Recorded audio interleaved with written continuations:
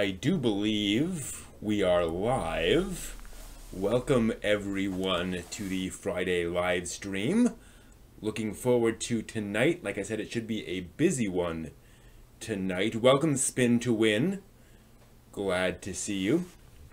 How has your week in anime been? What's been new with you?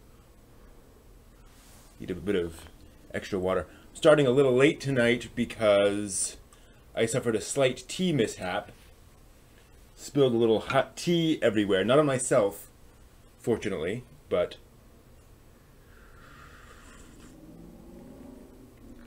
some nice Earl Grey there. So I had to do a little bit of cleanup of the kitchen, but got all of that cleaned up. Everything's fine. Everything's good to go. Watched tons of stuff this week. Good to hear that, Spin to Win. I've been watching some anime this week as well. Not too much. Watched Darling in the Franxx this week, which was definitely a worthwhile endeavor, and that was cool. I'll be talking about that a little bit more later on when I get into this week's stuff. What did you watch this week, Spin to Win? I feel like there's something else I watched this week as well, anime-wise, but it's escaping me at the moment.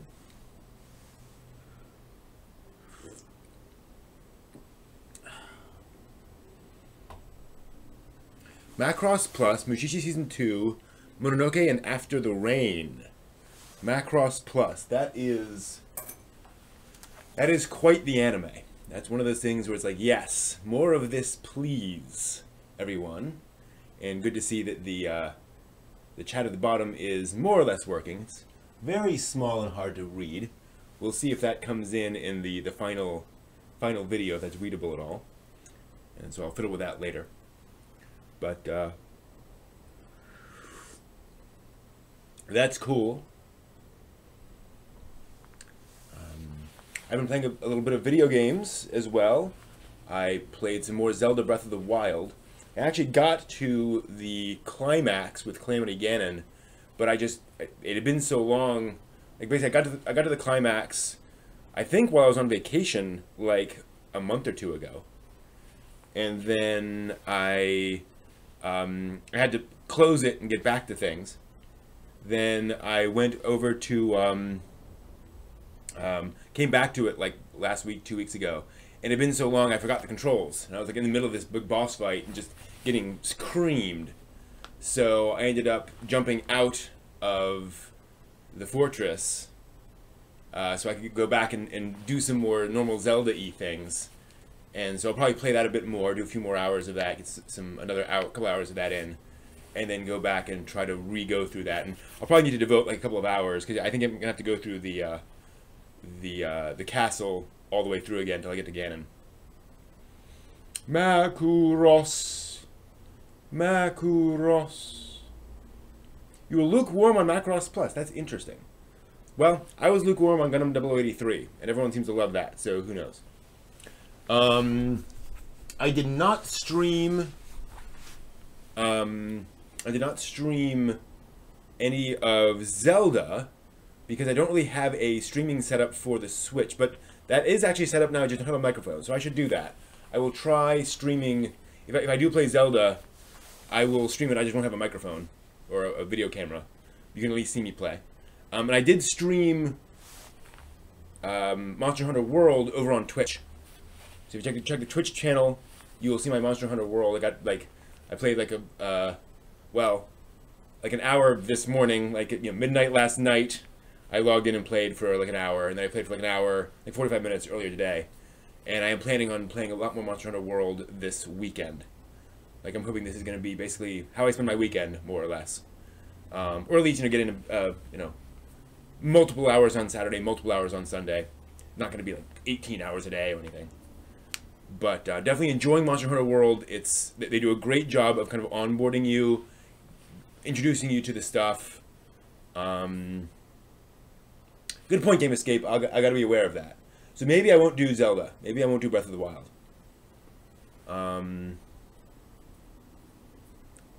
That's an excellent point there.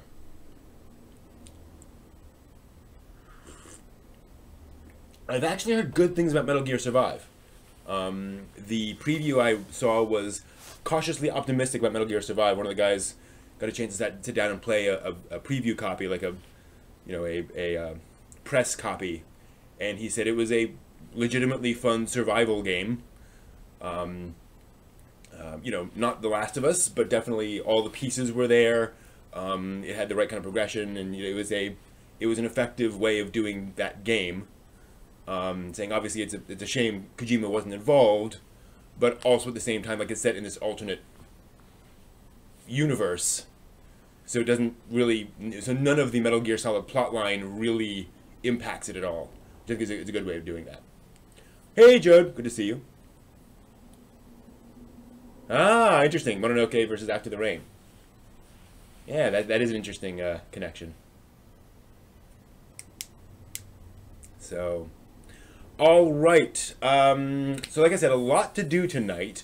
I think I'm going to jump into the Winter 2018 anime preview guide, because why not? I think that would be cool. So yeah, let's do that. Oh, actually, one second. I'm just going to try something real quick with the Discord chat. I think if I go in here, no? Yeah. So I need to basically do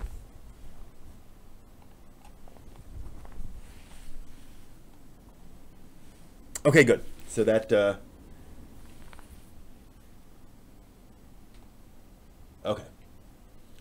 So the chat at the bottom is now, I was losing the last, like, bottom, like, 3 or 4 lines of chat. Now you're seeing the bottom of the chat.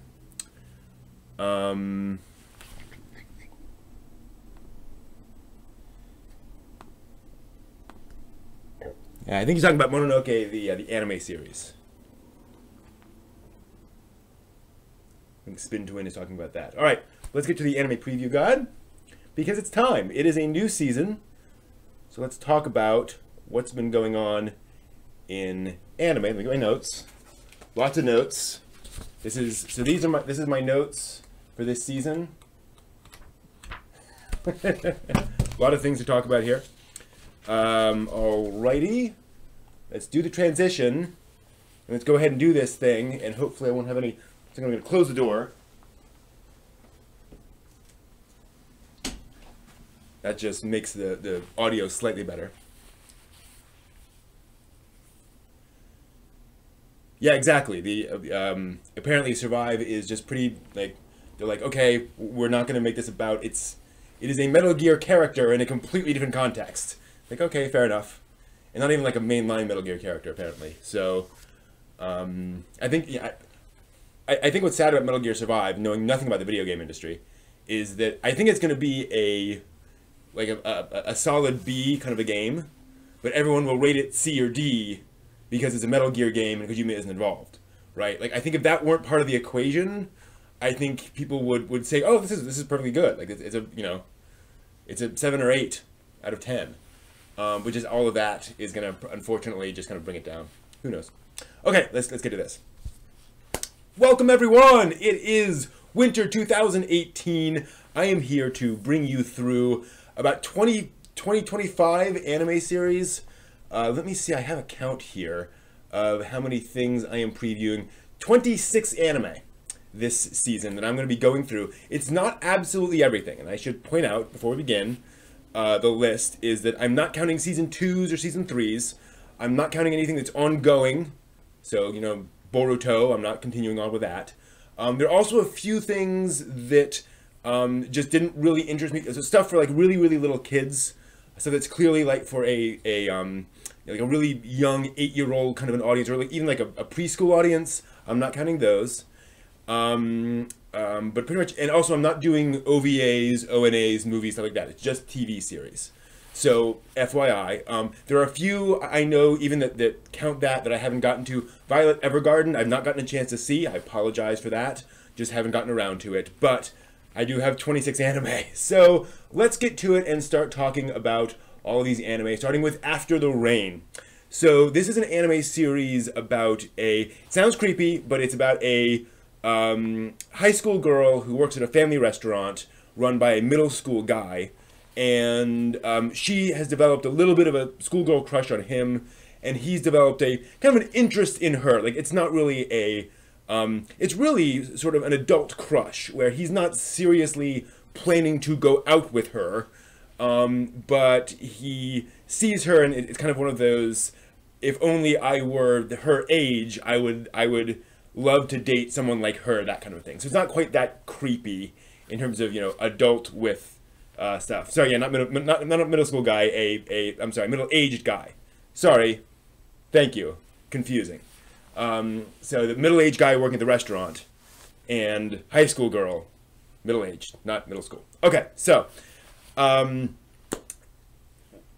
important thing about After the Rain is the attention to artistic detail.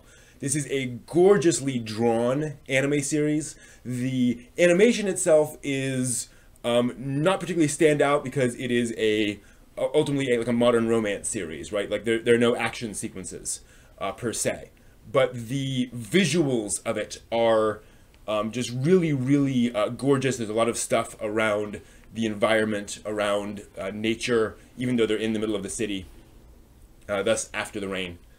So if you like those sort of more contemplative anime series and something that plays around with romance, but in a very comedic way, but that isn't like going too far deep into it, at least as of episode 1, I think this is going to be right up your alley. It's that kind of a show. So one that is definitely a lot of art and effort put into it. Moving on to Basilisk. This is on Crunchyroll. Previous one is only on Amazon.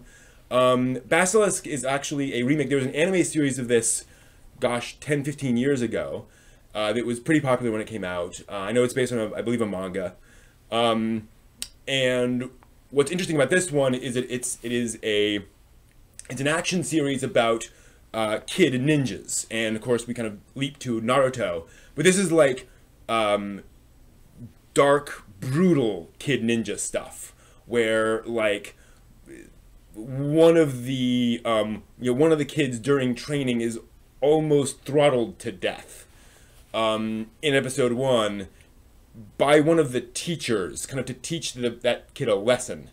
So it's, yeah, like, it gets really darn dark. Definitely fluid action animation, definitely going after that action fan. The kids all have some special ability or some special twist to what they do. So one of the kids actually has like a pistol, which is not like a power, but it's not. So yeah, it's not, it's not supernatural. Some of the kids have kind of supernatural powers. It's kind of dark and gritty. I should also mention one of the plot threads that they kind of throw it out at you is that this ninja clan is dying out. There's almost nobody left. And the adults have said that they're going to have to essentially breed 2 of these kids once they're grown up, and they are siblings. And like they really want these 2 kids to get along because like they're gonna have to continue the line. And I don't know where that goes in the plot, but like that is just a thing that they say, just put right in front of the audience in episode 1. So I found that kind of creepy. I don't know if it's one of those things where they're going to really delve into this idea of this is the thing we really, and like even the characters are like, I'm uncomfortable with this, but this is what we have to do. So this may be something that the show completely avoids, but it is something that will cause some jaws to drop. So just be aware of that. But cool action series with kid ninjas, right? So hey. Moving on to lighter fare, Cardcaptor Sakura: The Clear Card. The latest anime series in the Cardcaptor Sakura franchise, which started back in the 90s as an anime and based on a manga. The thing about this series is that it manages to perfectly capture the sweet, light tone of Cardcaptor Sakura. Sakura is not particularly, not a particularly innocent show in the sense that like there's goofy comedy. There's a lot of various characters in the show have crushes on each other. So there's all that kind of going on, but it's all very, school kid. I should point out all the characters, and this is one of the things that's a little strange, is that all the characters are now just entering middle school, but they all still act like they're in 4th grade, frankly. At least all of those kids. That's the thing, is that it's very, you know, it's the characters don't seem to have matured or changed at all. And that could be one of the plot elements, or I don't know. And that could also be one of those things where in episode 1 of a restarting this franchise, you just can't go too off the reservation with the characters. So they may be very deliberately doing that. I don't know. But it has that wonderful, fun atmosphere with a little twinge of, I hate to even call it darkness, but of a little bit of drama, a little bit of seriousness just kind of injected there now and again. But this is just a confection. It's caramel popcorn that you can just, you know, munch on all day, and it's really, really wonderful. High production values as well, and oh my gosh, there are Sakura petals everywhere in this show. Moving on to Citrus. I am not quite sure what to make of Citrus. Citrus is about 2 schoolgirls. So on the one hand, it tries to be very much grounded in modern teenage girls' issues. So issues about fashion and how you look and what your dress and how you present yourself, what that says to other people. Issues about sex and how you present that to other people, how, you know, you might brag about having lots of boyfriends but not actually have many, or vice versa, and all that kind of reputation around those things. But then the main character goes to this school that is clearly unreal, in the sense that, like, there are dozens of students lined up out front just to watch all the students as they come in for, like, violations of the school policy. And they go into this school and it has this absurdly giant atrium in the middle where all the students are walking in and out, or walking around. So it's very stylized in that way. But then the premise is very classic anime cliche, where the girl comes across this other teen girl that she very much dislikes, and then it turns out they have to live together, right? The classic thing. The problem with that is it then throws in, like, lesbian sexual assault at the very end, and it's very uncomfortable. The show clearly wants it to be very uncomfortable. I just don't know where they're going with this. There's just lots of different elements all being thrown at you. So we'll have to see where that show goes. But definitely not your typical anime series. I'm intrigued by the stylization. There's a lot of animation here. There's quite a high animation budget for a show about modern teenage schoolgirls. And also kind of these rather serious issues about growing up today. So there's a question in the chat room about, middle-aged guy interested in a 17-year-old girl. The age of consent varies by prefecture in Japan. So 17 is absolutely legal in some areas of Japan. Presumably, this is set in an area where that would be legal. But it's also very clear that it's it's still a very large age gap. Anyway, so that's Citrus, streaming on Crunchyroll. One of those ones that definitely we'll see where it goes. Darling in the Franxx. If Gurren Lagann had a baby with Overman King Gainer and, like, Neon Genesis Evangelion and Eureka 7 are godparents, that would be Darling in the Franxx. It's the latest anime series by Studio Trigger that did Kill la Kill and Little Witch Academia and some other things. Lots of interesting artistic detail. It has that stylized Trigger feel to it. So on the one hand, the stuff with the teen, it's a mecha show, but it's more Super Robot.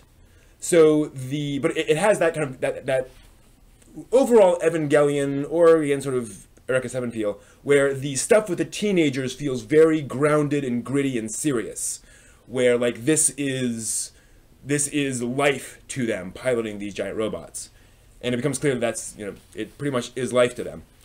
But then the Super Robot stuff has this very over the top in the best sense super robot animation, where how things leap on each other and they're grabbing things and pulling things off. It's Evangelion, it's Gurren Lagann, it's very much in that style. And the design of the main mecha is pretty absurd. And it's a super robot design, feminine design as well. So it's weird. But that is an interesting thing. The thing is, so it's, on the one hand, if you've seen a lot of mecha series, you'll definitely catch the tropes here. But mecha series, are rarely trying to be massively innovative with their concepts and their tropes. This is set in this interesting universe around teenage pilots. They do a little bit more about explaining why you'd have teenage pilots. And there just seems to be a lot more world building in this than in your average mecha series. So curious to see where that goes. Definitely one of these, oh my gosh, the animation in this is gorgeous for fans of animation qua animation. Classic Studio Trigger kind of thing. We'll see where the plot goes. That's always a big question with shows like these. It has these interesting sort of Animalian mecha, and some lovely environment shots. The overall aesthetic of the show has this aspect that it is sometimes clean, almost to the point of antiseptic, but it is also has some beautiful natural environments sort of studied in it as well. So that's interesting. So Darling in the Franxx, definitely, this is kind of the mecha series of the season. If you're interested in that, there we go. That's streaming on Crunchyroll. Moving on to Death March to the Parallel World. This is our Trapped in an MMO anime series of this season. Death March has this twist that the main character is a programmer on the MMO into which he wakes up. At this point, it is unclear what, as of episode 1, what that means. In the sense that, like, he's not reprogramming the MMO under his feet so far, but he is very familiar with how these systems are supposed to work. So I'm not sure if that is just a convenient way of getting him up to speed quickly, but it's a neat, interesting concept. I'm curious where that is moving, what's going on. Personally, I liked it in the sense that he very quickly got into this world, started experimenting, started understanding what was going on, and it feels so far like it's more about him learning how to, the protagonist, how to do good in that world.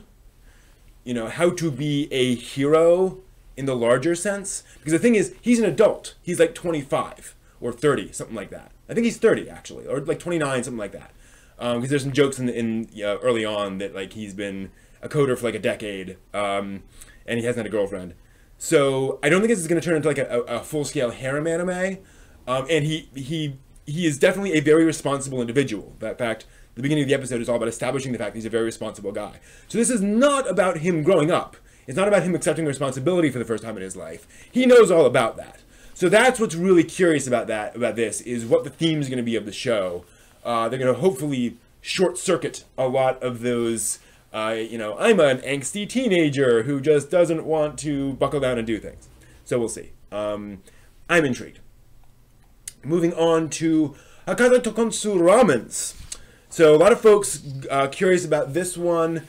It's a sort of a Bacano / Durarara style show. Large cast of characters in the modern day, all interacting, or the modern world, all interacting, part of some big sort of conspiratorial style plot. In this case, it's about assassins. So several of the characters are assassins, and they kind of know each other, and they have jobs they have to do. A lot of colorful characters, but all, one or two are pretty ridiculous, but, you're not going to come across an over-the-top anime character in this. It's more grounded than that. Still, very interesting concept. Jazz soundtrack, which is really cool. Pretty unclear what the target demographic is of this show. The guys aren't shirtless a lot, or at all. But they're not a lot of like cute girls running around. Like it does not fall into a simple demographic thing of a standard anime cliche. So we'll see where that goes. Who knows? There are some fun little references in there. Some of the characters work for Red Rum Inc. Yeah. So curious. Looks like it's definitely not a fun show, but it's an interesting show. It's an oddball show, and that's often something that does some things that you wouldn't normally expect. Again, on Crunchyroll. Hakyu Honshin Engi. This one, it's a shonen series. It actually adapts a shonen manga from the 90s.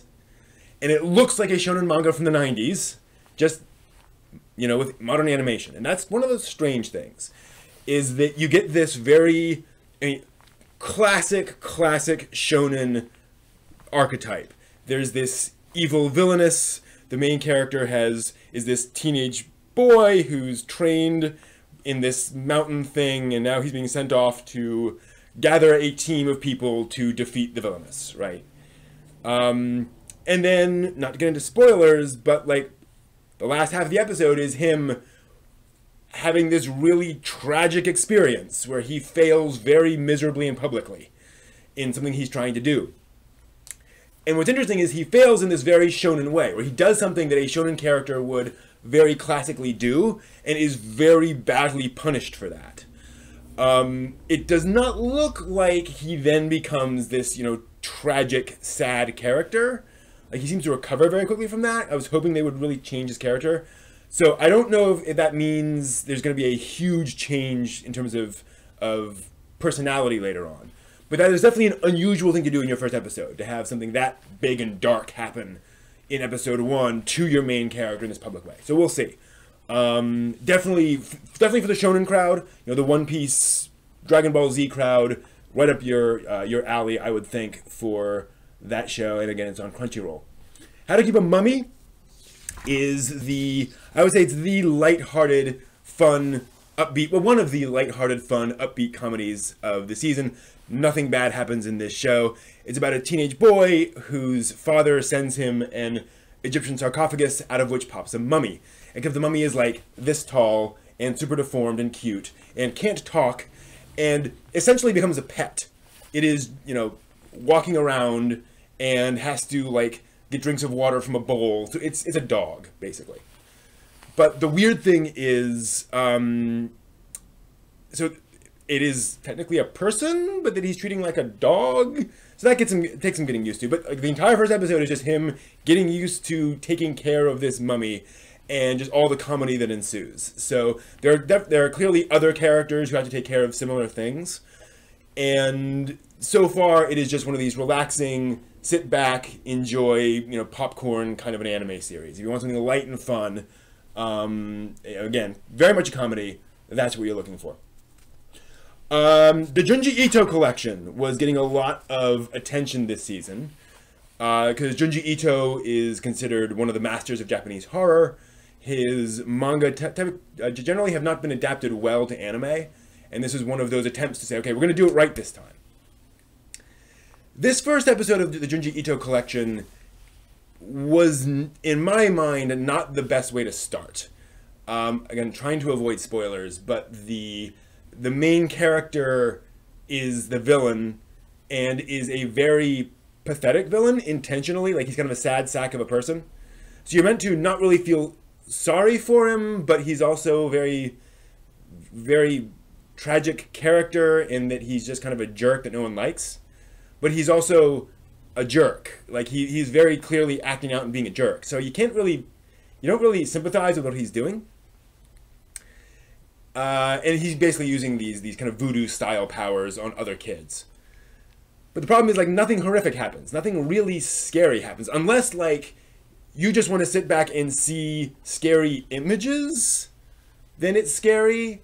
And there are one or two creepy bits of imagery. But, like, again, trying to avoid spoilers, but, like, I don't think anybody dies. It's just people getting in danger. And then it ends on this very unsatisfactory note for a horror anthology series. So it doesn't really make sense in that sense. I just don't get it. It just didn't, again, for the godfather of Japanese horror, the first episode was just not scary at all for me. So maybe that was just me hyping it up. I don't know. Hopefully future episodes kind of ramp up the horror. Who knows? It could also be one of those things where that is one of those classic stories that just kind of has to be adapted into anime, but like, it's horrifying in the original story, but in anime it just doesn't come across as well, you know. But it kind of has to be there because it is, you know, a classic. Who knows? But definitely, I don't think there are any other big horror series this season, so that is one to just kind of be aware of. All right, moving on to Karakai Jozu no Takagi-san.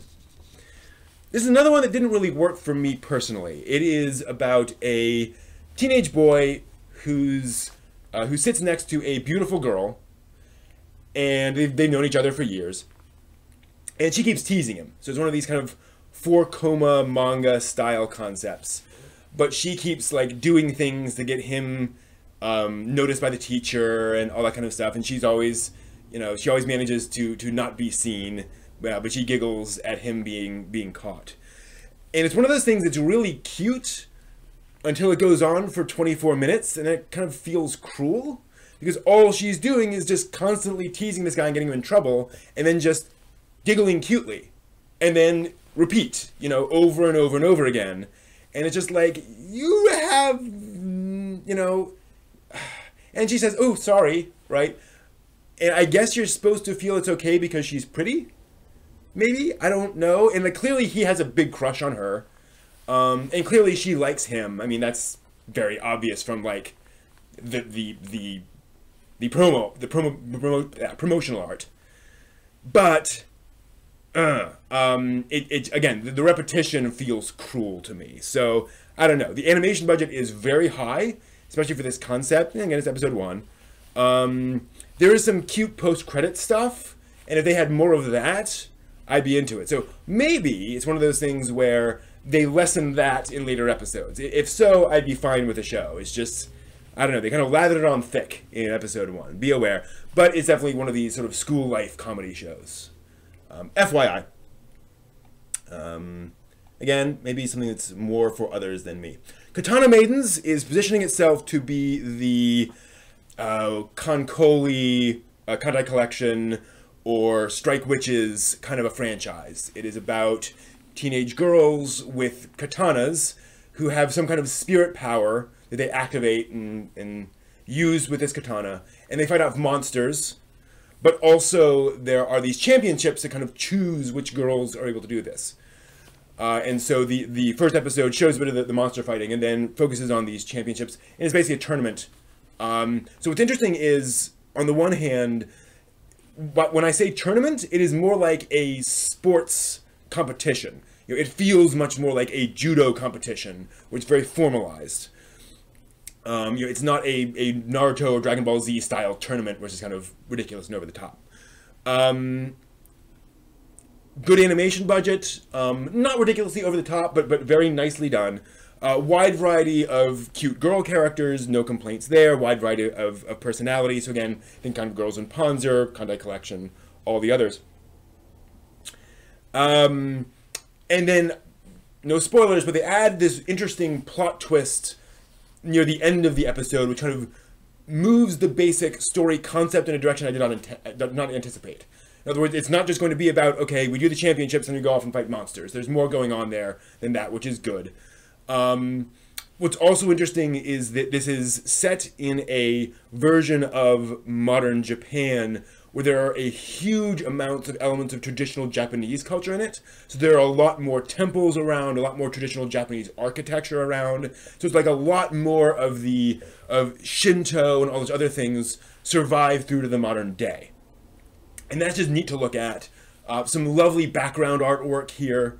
And the overall animation quality is, again, on par with these high-profile, multiple cute girl kinds of a show. So one of those shows that definitely has the budget and the quality to tell a story moving forward with these sorts of characters. So you know, I enjoyed what I saw. And who knows? But definitely a you know, with these sorts of shows, you always worry that it's just going to be very generic. or just going to be okay, and then they fight monsters every episode. This feels like there's more care to it than that. Contrast that with Killing Bites. This is only available on Amazon.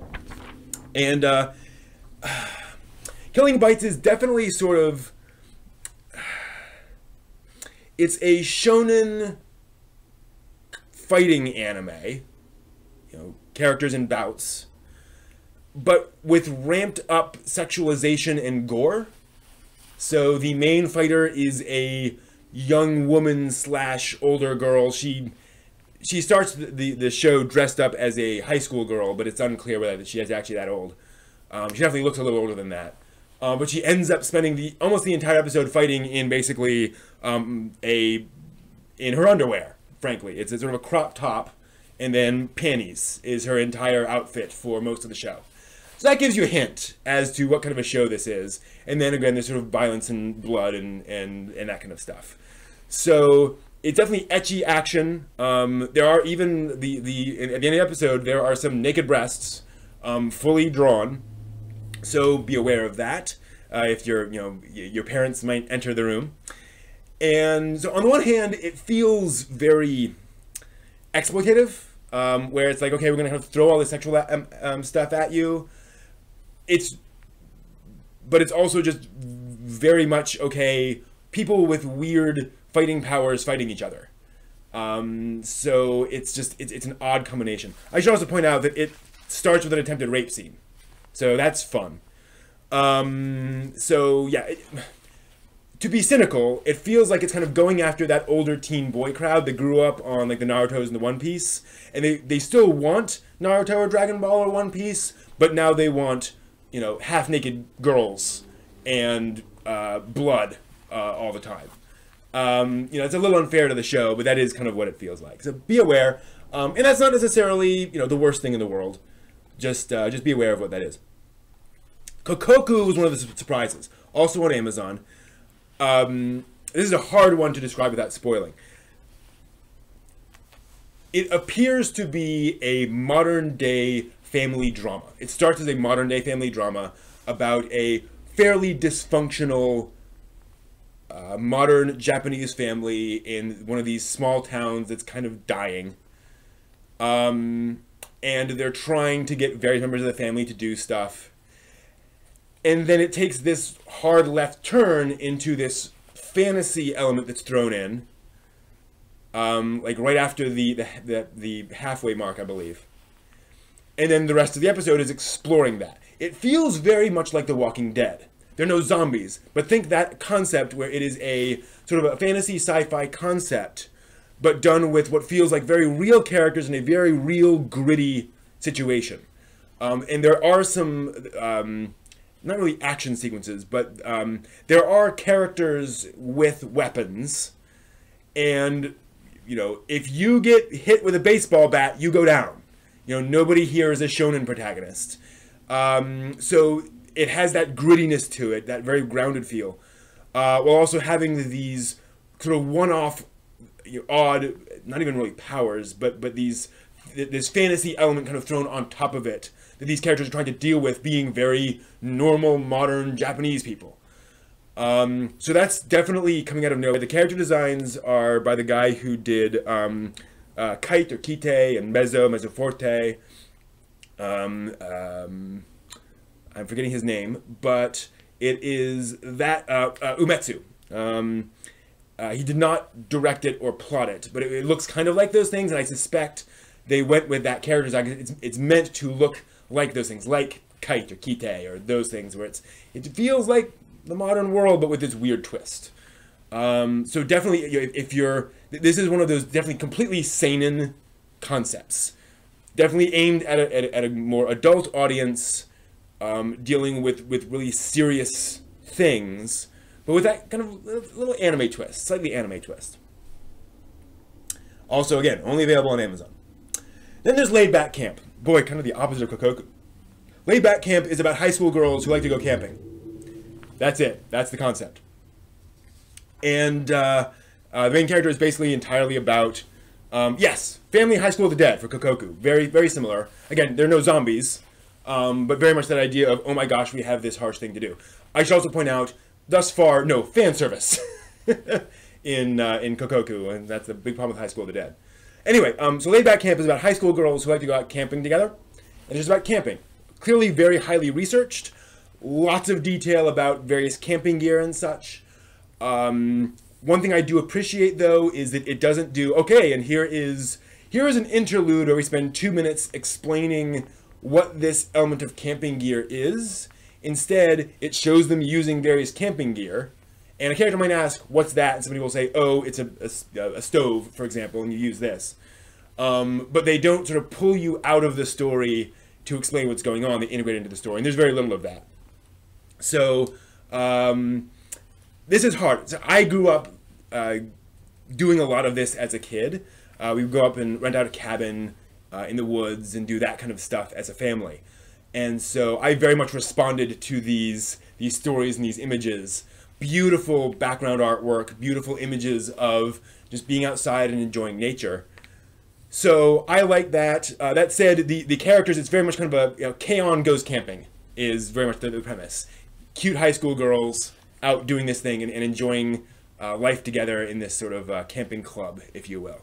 So that is definitely the slice of life sort of concept done for camping, which I found really, really effective. You know, it's one of those things where some concepts, like, you understand what they're trying to do, but it doesn't really capture the feel of the activity itself, and this very much does.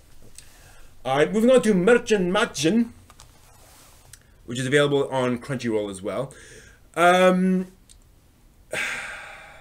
So Matchen Matchen is more the standard anime series, aimed very much at otaku. It is about girls going to a magical school, so quasi-Hogwarts, but they're teenage girls from all over the world, so you get some interesting sort of international elements in there. And then one of the girls spends the last, like, 5 minutes of the episode completely naked. So that gives you kind of a hint of the kind of show it's going to be. There is a lot of nice action. There's clearly a solid action animation budget. Again, episode 1, who knows. There's definitely the fan service in there. There's some fantasy elements. And so I'm,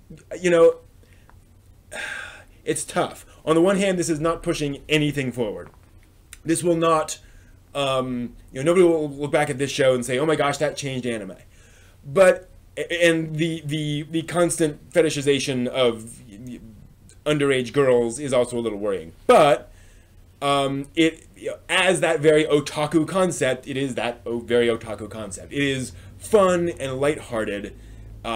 Everything in here is meant to be just something you sit back and watch and can relax to, for lack of a better word. And there's a little bit of plot. There's a little bit more going on than just characters running around naked. So there's definitely an attempt there to be fully entertaining, right? Not just completely appealing to base instincts, for lack of a better term.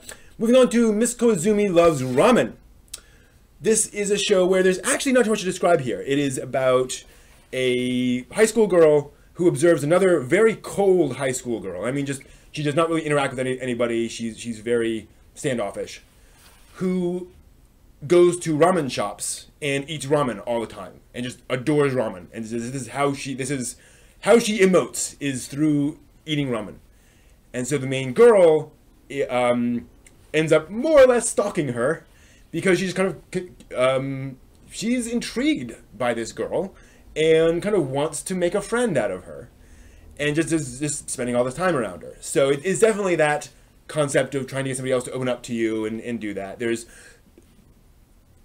a slight Yuri implication to the show. I don't think it's going to go anywhere.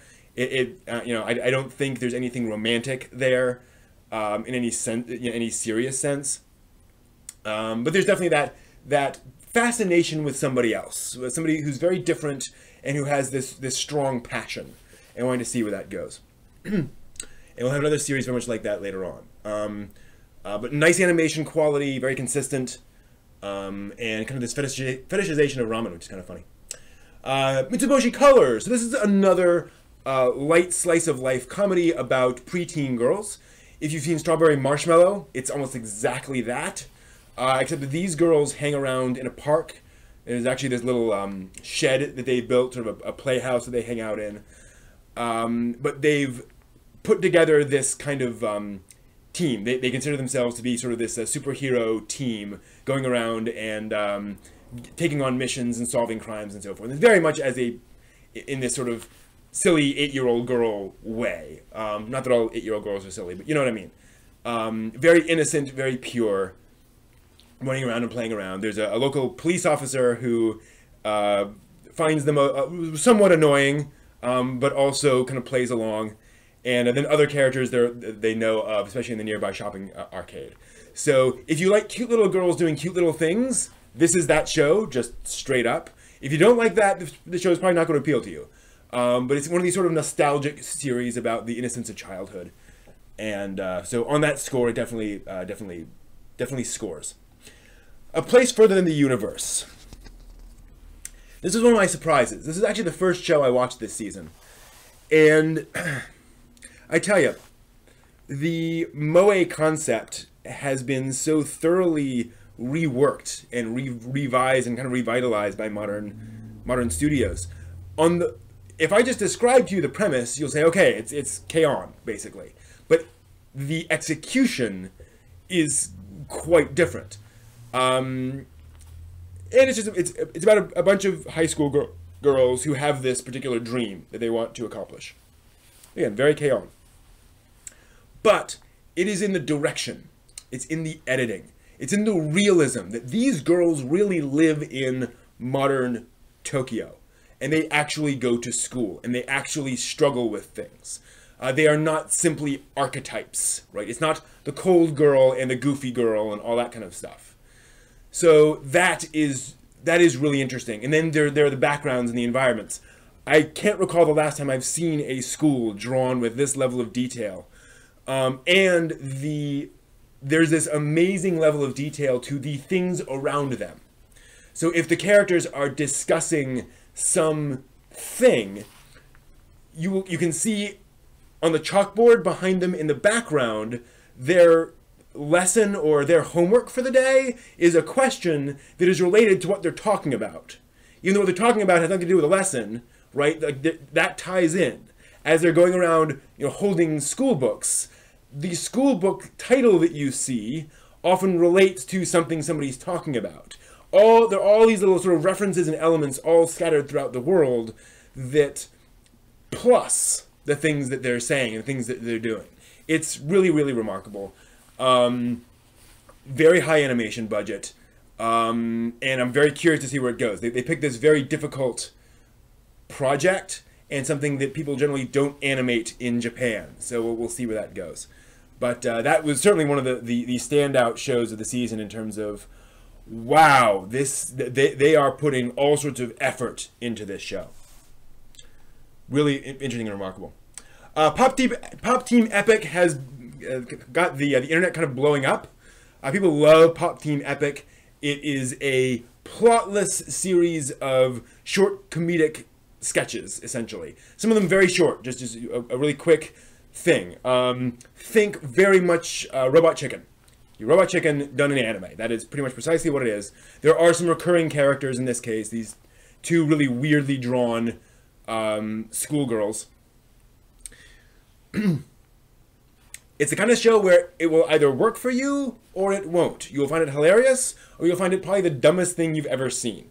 Just be aware of that. Go into it. One of these very just oddball kind of a show. And they do some weird stuff. A lot of comedy just kind of is hit or miss. And this is very hit or miss. Even for folks who like it, there are going to be some things just fall flat for you. So be aware of that. Yeah, kind of dank memes the anime. That's not inaccurate. And it is also kind of, it throws a lot of stuff at you very quickly. It is meant to be one of these, just constant jokes, constant, we can't bore you. You grew up on Sesame Street and expect constant simulation shows. And again, it works for some people and others are going to have issues with it. So be aware of that, but definitely something that folks are just screaming and yelling about in the anime world. So Record of Grand Crest War is going to be one of those shows that, again, is divisive in a different way, and that it is the fantasy anime series of the season. You know, characters in a fantasy world, D&D-esque fantasy world. If you've been watching shows like Critical Role and other D&D inspired shows and want an anime series in a D&D-esque world, Record of Grand Crest War is definitely going to do that. What's interesting about this one, for me, is that it appears to be much more political than your average anime series. There's definitely still action, there's definitely still character interaction, and hopefully, looks like some serious character development, but there's significantly more than your average anime fantasy series about, okay, you know, these regions are run by these people, and we're going to need to do this to impress that person, and that will get us here and do that. I don't think it's going to overwhelm the show, but there's more thought to world building in that sense of control and power, which is going to be, which again, I like it when anime and particularly these sorts of shows do that. It adds an interesting dimension. Focuses on two main characters, young man, young woman. I will also credit them for the fact that the girl wears this very ridiculous anime outfit, you know, kind of a classic ridiculous anime outfit where, you know, she's a mage, but she wears like a skirt and like has these cutout areas around her, and she actually like jokes about how ridiculous the outfit is. Like there's a real in-world reason for that and all that, and like she says, this is ridiculously fan servicey, not in so many words. So good on them for that, for at least kind of acknowledging. And I just found it interesting. The action animation also, I should point out, when they're animating different characters fighting, it feels like actual people with swords. The camera holds on people as they are hitting each other with swords, and there's weight behind them, and like you don't just, you know, like if you stab somebody with a sword, they're down. But it's not that highly stylized anime action sequences where you just rush at somebody and then you go past them and then they fall down. Or there's a slash, slash, slash, somebody falls down. There is definitely a pacing and a realism to the action in that sense, while still being, you know, anime fantasy action. So, probably the kind of show that's not going to appeal to a huge crowd outside of fantasy fans, but for those who are into it, it hits a lot of those checkboxes. It checks a lot of the checkboxes. Then there's the Ryuo's Work Is Never Done. If you're familiar with a lot of these sort of sports anime, particularly these board game sports like Hikaru no Go, and I believe Saki, and there are others, but based around Japanese board games and card games and such. This is a show generally in that genre.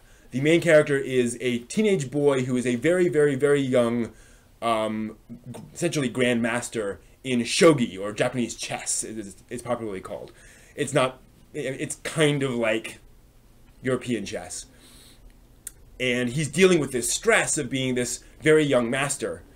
And then this third grader shows up at his door and wants to be his apprentice. So on the one hand, it clearly turns into, and then, you know, another girl shows up who also is a shogi master with him, kind of, and is a teen girl, and there's clearly a harem-esque aspect to the show.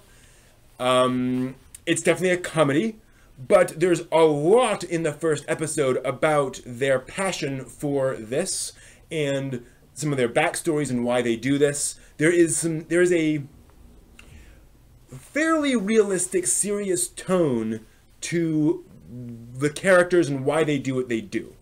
In fact, each one of the characters that well, several of the characters that you interact with have this, that you get a moment where you realize, oh no, this was really serious to this person. Like, this really means something to this person. It's not just, oh, I love it, I have a passion. And it feels grounded, right? It's not just, you know, my grandfather taught me shogi and then he died and promised that I would become a shogi master within 3 years. Right? It's not that kind of a thing. It's not kind of anime or manga absurd. But like, this is, you know, there's more to it than your average sort of anime, quasi-harem anime series. Some cute stuff in there, definitely a lot of comedy, and just kind of be aware of that. Also should note that there's a scene partway through where the little girl takes a bath, and then she comes out into the main room, and so there are a few brief scenes where she's wandering around naked. Now, obviously, you don't see anything. Her hair is falling down, and it's not fetishized at all. But again, you don't want your parents coming in during these scenes. All right, moving on to Sanrio Boys, and I've seen this spelled Sanrio I-O and Y-O. It's basically about high school girls, very, very hot high school boys, excuse me, who love Sanrio products, like Hello Kitty, and about how much they love that, and they all essentially form kind of a club, but an informal club around how much they love Sanrio products.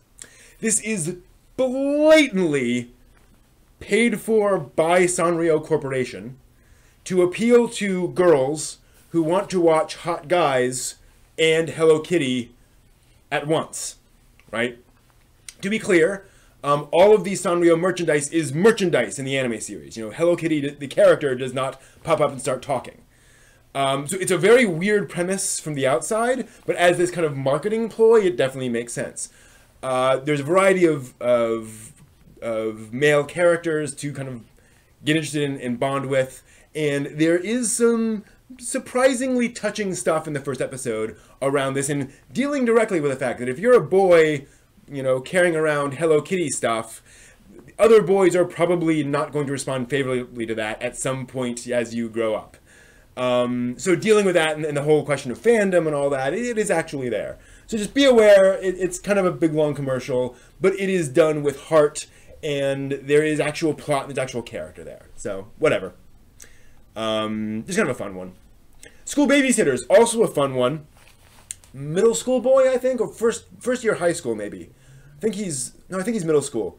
He and his essentially infant brother are orphans who get adopted into this family where they are expected to work in their school's nursery. So basically, imagine a large school, you have teachers working there.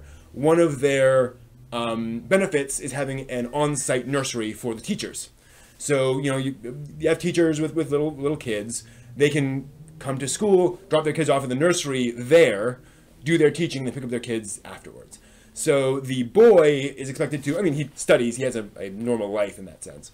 But he's expected to, after his school work is done, go and work, for a couple of hours at the end of the day and before the school begins, at the on-site school nursery, hanging out with all of these little kids, preschool age kids, basically. So, on the one hand, the show is clearly trying to get kids used to the idea that young kids aren't scary, and that taking care of young children can actually be joyous because of how cute and fun young kids are, and also very annoying at times, right?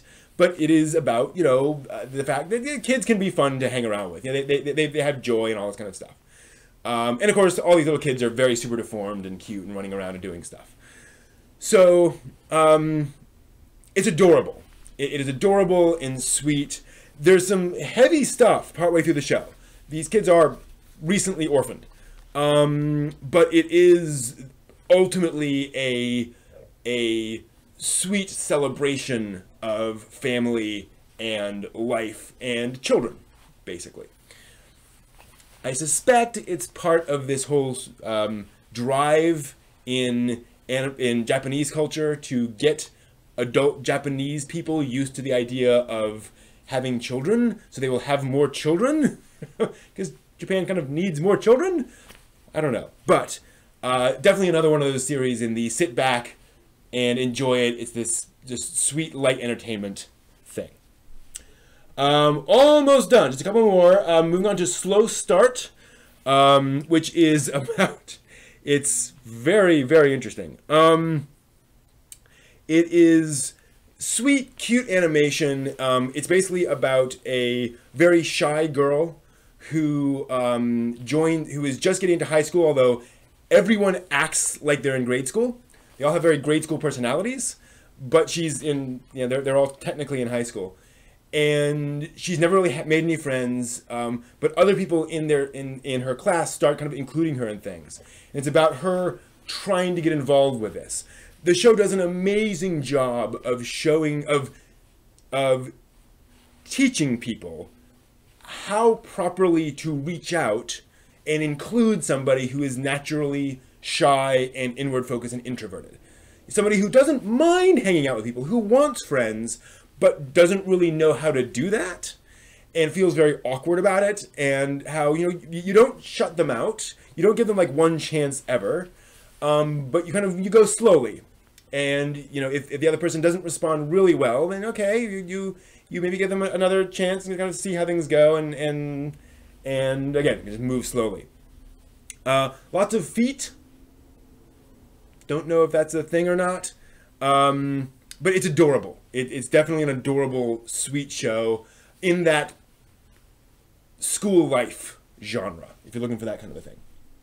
Finally, number 26 is Takunomi, an anime series that's only available on High Dive. It's about a woman who just graduated from college like a year ago and is moving to Tokyo for the first time. She's lived way out in the sticks. And now she's finally in Tokyo, and she moves into basically a house where it's a female-only house. So there's like 4 different women, young working women who all live at this house, and so they're kind of safe. And it's her starting to hang out with and understand them.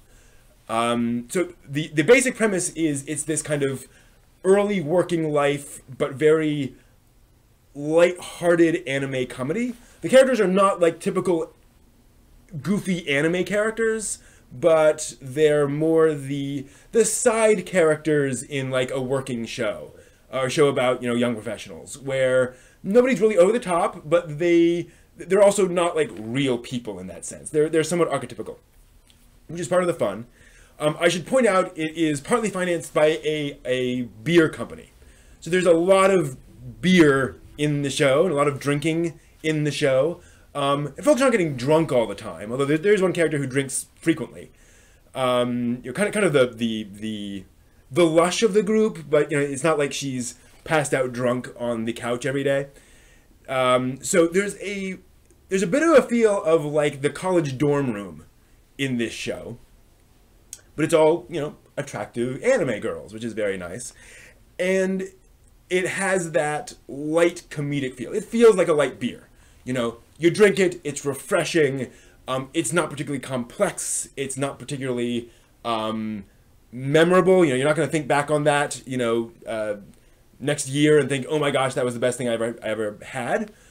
But in the moment, it's really fun and really refreshing, and definitely worth a check if you want something in that vein of being upbeat. Also nice having all adult women in a cast, and just kind of seeing what it's like in the working world and living with all of those pressures and so forth and so on. Obviously, those things aren't a massive part of it, but it's like that. So Recovery of an MMO Junkie from last season is kind of in that vein, where yes, there's stuff going on. So kind of remove all of the MMO and all of the romance stuff and just focus on that kind of, I'm a person in the working world and dealing with all those things. That's kind of what that is. Light, upbeat fun. And a show that I definitely found just straight up enjoyable. Yeah, not deep, but enjoyable. All right, so that is all the shows that I got a chance to watch from the Winter 2018 season. Thank you all very much for watching, and hope you check out more stuff here for more stuff about anime and other cool geek things.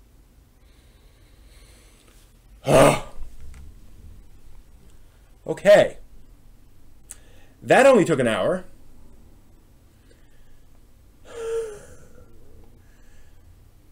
Thank you, everyone, for hanging out here. I will now answer questions as I do a lot of drinking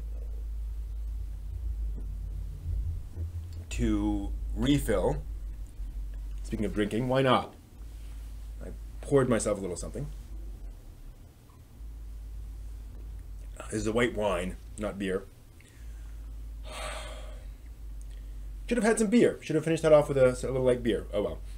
Thanks, game. Thanks, Raven. Glad you could join us. So if you have any questions about this, like I said, or any of the shows this season, I'll be glad to answer them and go into any more detail. Meanwhile, I will look around for other stuff. And like I said, we got the giveaway. We've got other stuff. Yeah, I don't need a break just yet. I'll probably do the giveaway and then do a break. But I can stand for a few more minutes and answer some questions. And then we'll do a brief break.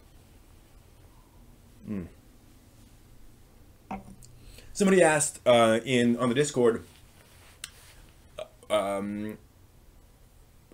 much I liked and how I would compare this season to last season, and was there a lot of stuff I really loved.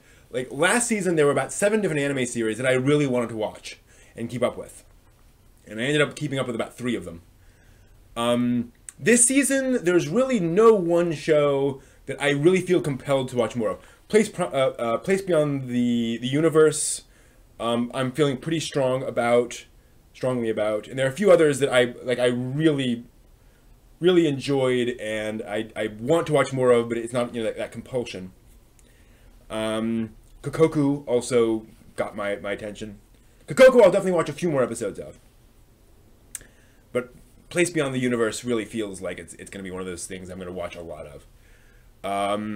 Whereas, yeah, so it's not that, oh my gosh, that, but also last season there were more shows that I just had no interest in at all. They just completely turned me off. Whereas this season there were only like 3 or 4 of those. So it's a more even season, if you will, compared to the other one.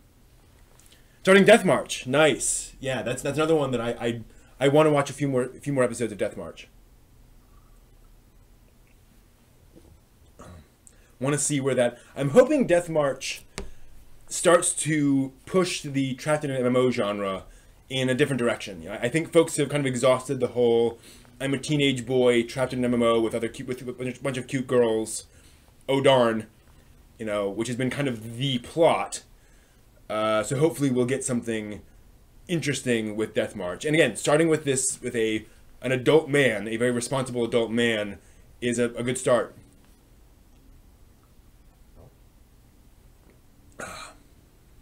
And good, that all got recorded. That was my one fear, is that it would break recording like 50 minutes into that.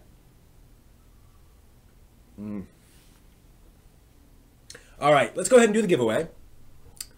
Like I said, I still want to do the great debate about how we as fans can bring in more anime fans. And then I have a dramatic reading. Oh, I have a fun dramatic reading this week. But I gotta let my voice recover a bit more before I do that. And like I said, the giveaway, and then Otaku no Cooking, we'll be doing some fudge.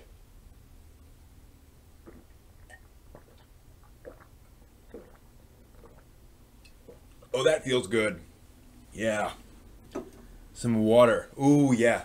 You hear that? You hear the vocal cords getting lubricated? That's nice.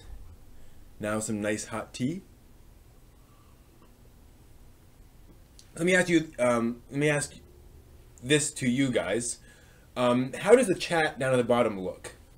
It's hard for me because I can only see a small percentage of it, and if I go back in and try to watch the stream, it'll kill my my streaming bandwidth. But is that visible at all? Like can you really read what's in the lower third? Sufficient. Okay. Good to know, Raven. Raven. Yeah, I'll look into bumping up the font size a little bit. I have to go into some code to do that. It's all right. All right. Cool. Yeah, not looking for anything particularly, perfect down there. But maybe increasing it by a few pixels. All right. So, like I said, let's do the giveaway. The giveaway today is going to be to a lucky person in the chat room, giving away, whoops, giving away Cutie Honey, the entire original anime series that is, again, somewhat controversial. For those who weren't here before, Cutie Honey is an teenage android girl who yells out a transformation sequence to transform into various outfits. Unfortunately, when she does so, her current outfit completely shreds to pieces and she's naked for like half a second. So there's a lot of, it's very fan servicey. But this is the discotheque release. You get all 4 discs in the pack. So it's a bare bones release, but it's the entire series. 25 episodes, I think. It's definitely like 25, 26, something like that. I wish they'd put the number of episodes in the back of these. It's usually just, the running time, which is 550 minutes. So what does that mean? Okay, so this will go to whoever's at the top of the chat room when I read this. And I'm looking up the top of the chat room. I will take a few moments. 10, 9, 8, 7, 6, 5, 4, 3, 2, 1. Hemhoki, congratulations. You're at the top of the list again. And you will receive Cutie Honey. Congratulations. Yeah, 550 minutes of anime, which is pretty darn good. Actually, what does this tell me? Oh yeah, there we go. 25 episodes. Episodes 1 through 19 to 25. So, a lot of anime. Congratulations, Hem, on winning that. Good for you. There's also a lot of padding. Actually, the next episode on this is, the next episodes on this are like 4 or 5 minutes long. The next episode previews, they'll do the show and the end credits and the next episode thing. It's like 4 minutes of preview. So they were squeezing that episode in. But congratulations, Hem. You're the lucky winner, yet again. One of the nice things about having only a few people in the chat room. And so I think, let's see here. I will enact a law that if anyone wins, let's say more than twice in 2 months, or we'll say twice in a month, maybe, then they'll be ineligible for the next like month or something. So we'll make sure that, because inevitably we're gonna have somebody who wins like 3 weeks in a row. Just so you all know. So we'll figure out some reasonable limits. So Hem, have I sent you anything yet? Have you won before? I thought you won something at one point.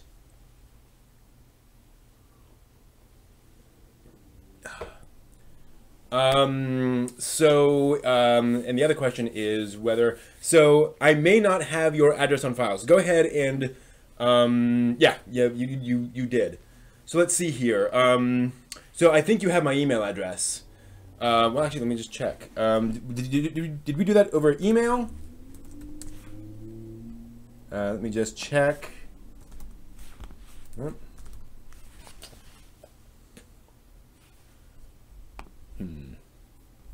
That's right. I sent you memories. You won memories. That's cool. Discord. That's right. All right. So I'll check Discord. I should still have it on the Discord, and I will mail out Cutie Honey probably tomorrow.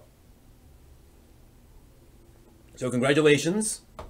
And yes, like I said, I think we will send the other stuff to other people from this point, and Hem will be back in the running in a month or so. I've still got, probably 20 more anime discs and collections to give away. So we have plenty more in the hopper ready for winning. So you all, don't worry, you'll have plenty of opportunities in the future to win fun, cool stuff. All right, I think in a few minutes, we're going to talk about how to get more anime fans. How we as fans could increase anime fandom. But before that, a word from our sponsors.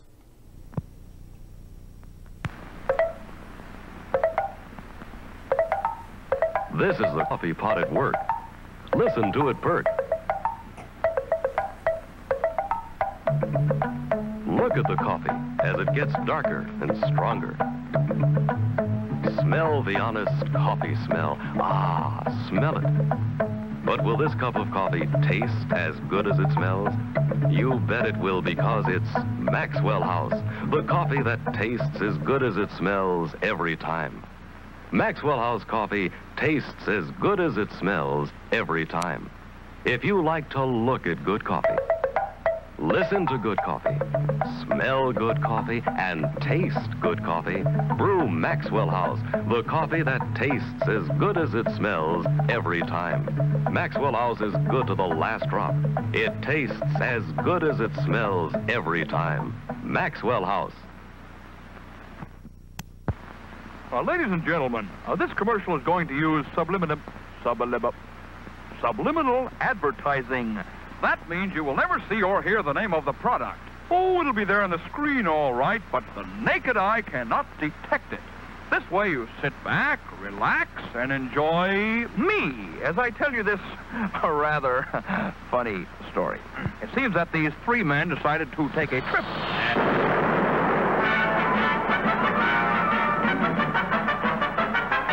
The second guy goes back to the dry cleaner, says...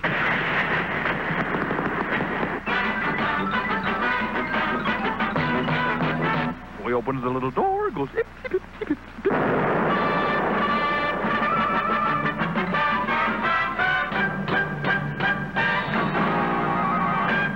So the third guy says, yeah, but you better bring back the hangers.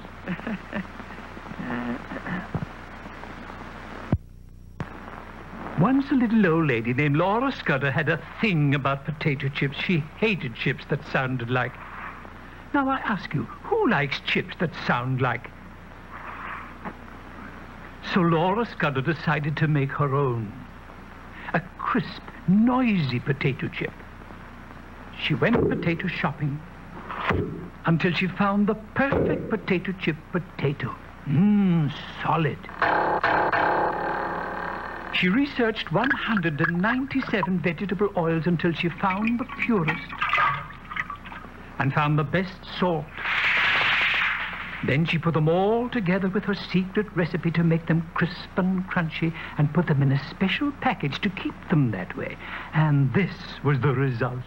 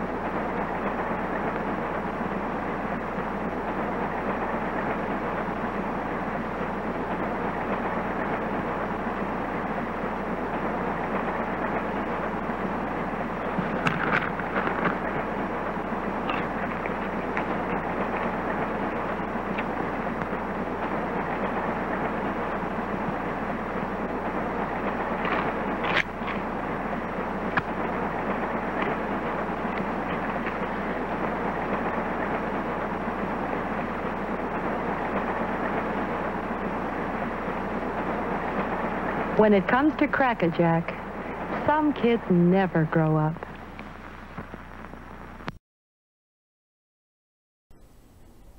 He was kind of a jerk, wasn't he?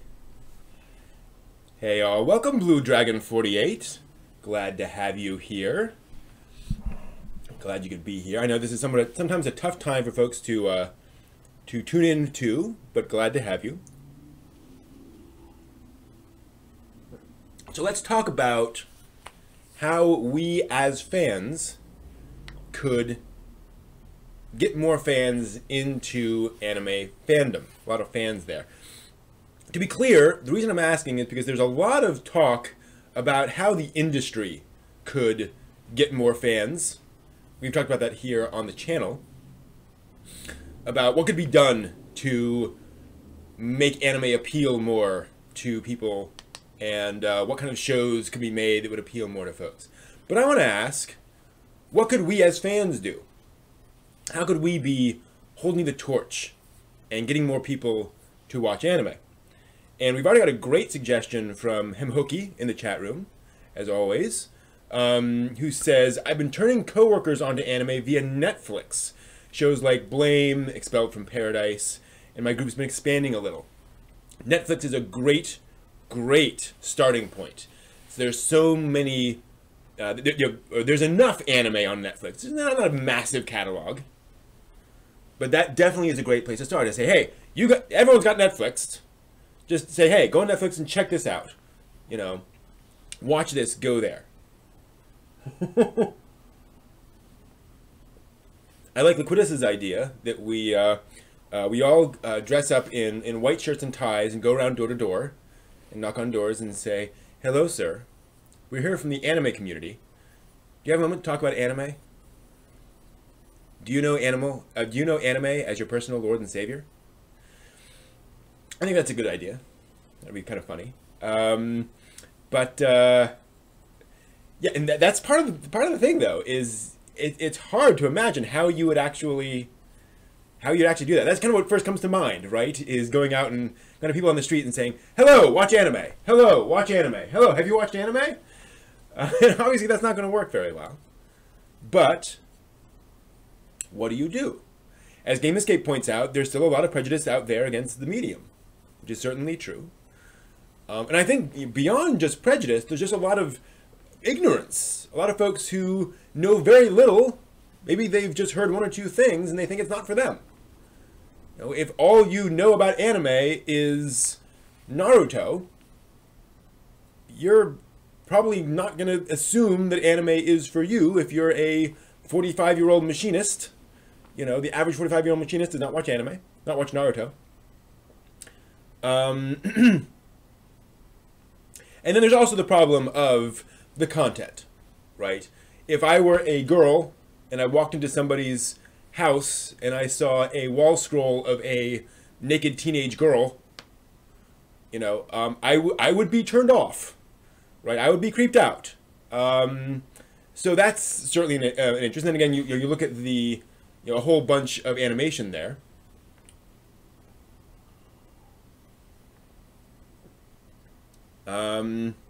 And yeah, you have folks that grow into the thought and they think it weird. So here's a valid point. I think, to that point, I think we're not going to try to convert those people. I think we can set them aside and say maybe someday, but for now, they're not our target audience.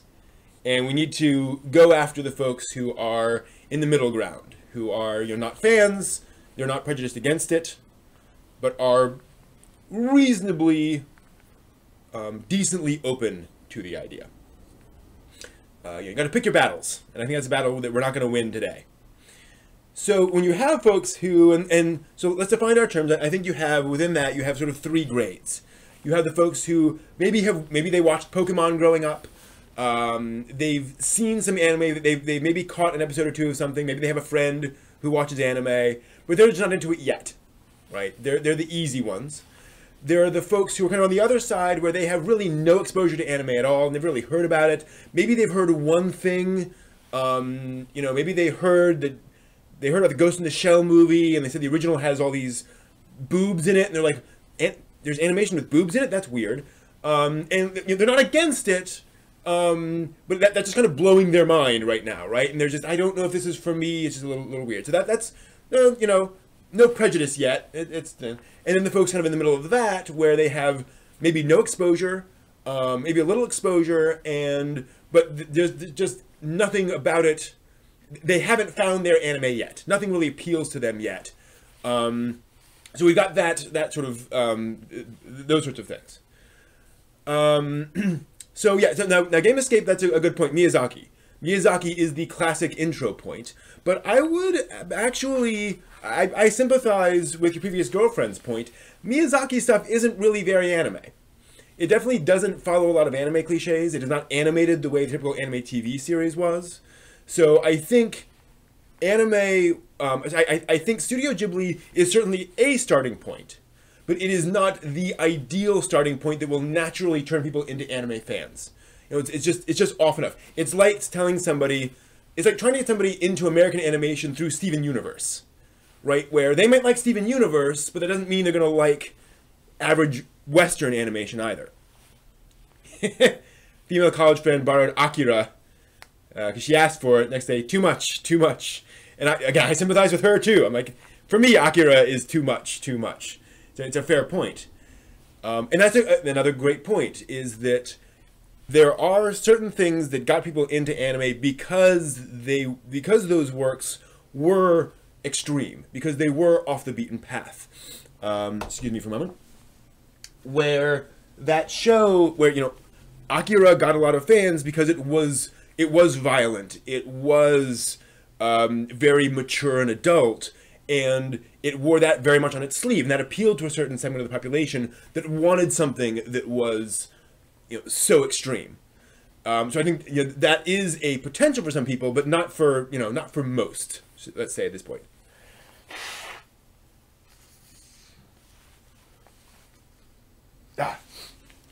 Sorry. Okay. So you got those folks who are kind of anime adjacent, or just kind of anime ignorant in the broadest sense. They just don't know about this stuff. I don't think anybody in America has never heard of anime, or is, you know, completely, you know, who is unaware that animation is made outside of the country. But right. Definitely harder with older folks compared to younger folks. Partly because there's been so much anime around, and younger folks are just kind of closer to the animation medium. So that's certainly a concern. I like the idea of Beck, actually, for the older crowd. I think somebody in their 40s would totally connect with Beck. Because it is about, you know, it's about being a teenager, but it's about those very universal teenager themes of discovering music and trying to be part of a band and all that kind of stuff. I think that would kind of work. I think the stuff that, you know, the classic, I would not show a 40-year-old necessarily Gundam Wing or Cardcaptor Sakura, right? That's just, you know, it might trigger, but I think that would actually work more. In fact, I mean, I could imagine, without getting too much into stereotypes, I can imagine a housewife getting more into K-On! Than into Trigun, right? Because it's about being in high school, hanging around as a kid. But I certainly, you know, I don't think K-On! is a good place to start in general. But yeah, Raven, I think Beck is a great starting point for somebody who's just completely unfamiliar with this stuff, but could connect to those teenage themes. Another interesting question is whether the slice of life genre or the school life genre, which are kind of related, whether those would be appropriate. I'm of two minds about that. On the one hand, I think a school life story, something that's just about, you know, those normal experiences, might appeal more to somebody, because obviously you don't have ridiculous, you know, boob armor or giant laser swords or you know, the really goofy stuff. It's more relatable because it's about average people. But at the same time, it's more about Japanese school life, and so it's getting used to those differences. And maybe that's not a problem. Maybe it's okay. There are some, you know, yes, there are some cultural differences, but that's just what you get used to watching those things. You tell people this is, you know, not set in America, so be aware that the school's a little different.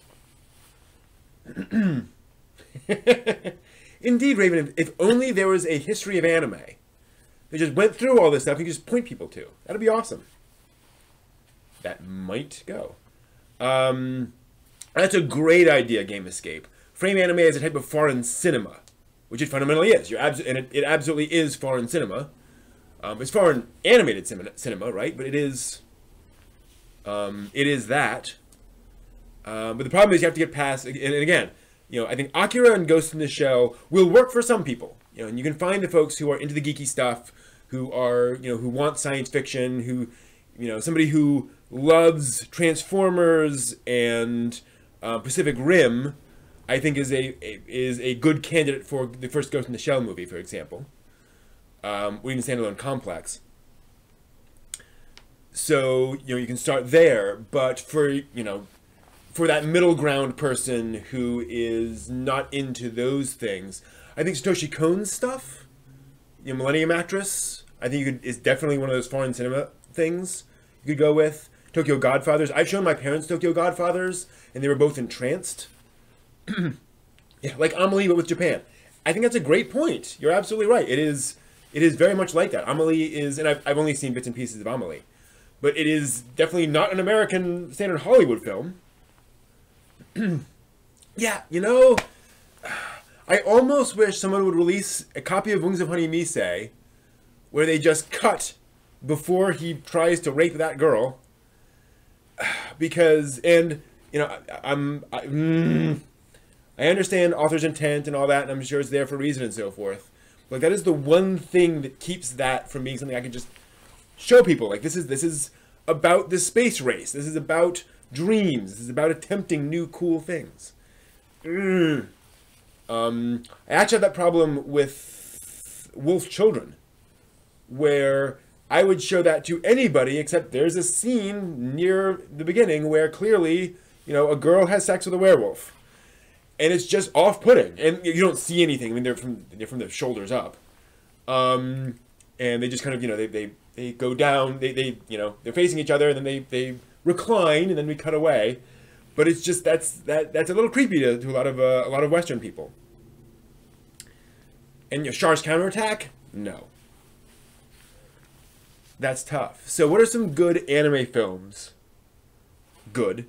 But what are some appropriate anime films for somebody who's not into anime, but you know, speaks more to that universal human condition?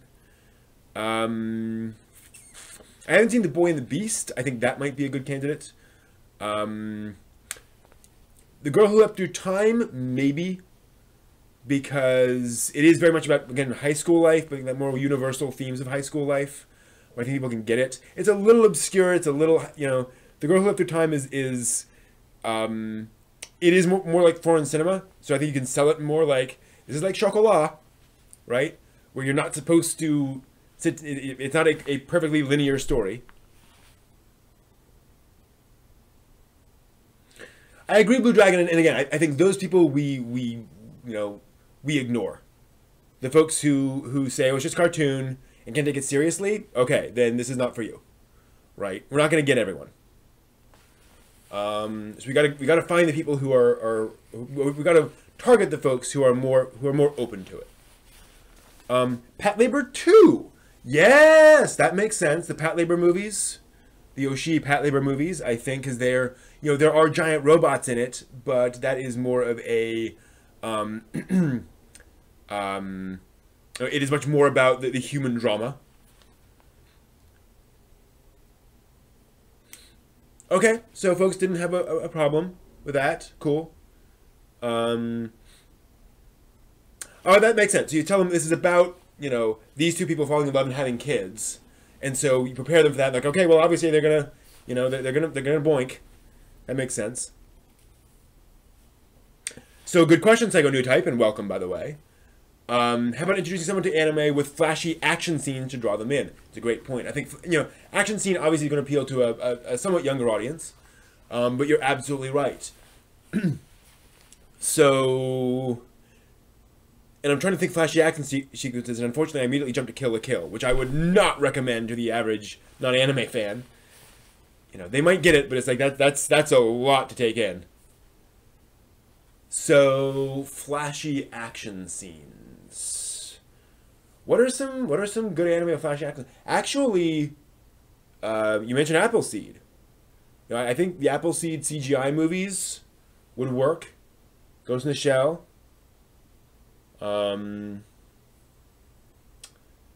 Yeah, and you're right, Hem. A lot of it does come down to genre. You know, you find a genre the person likes and says, okay, here's an anime in that genre.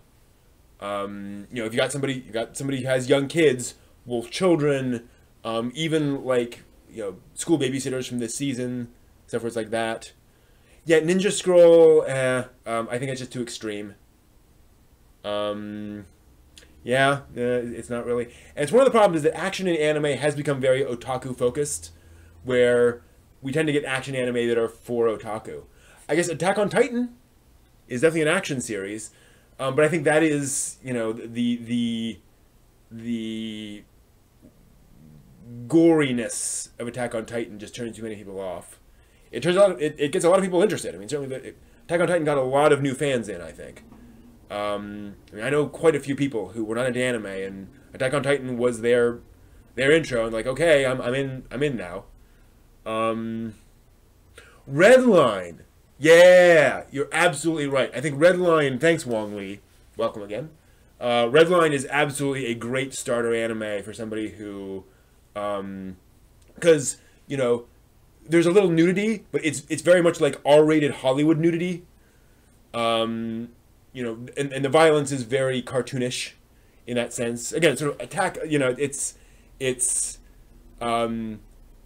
Hollywood action. It's Hollywood over-the-top ridiculous car chase action.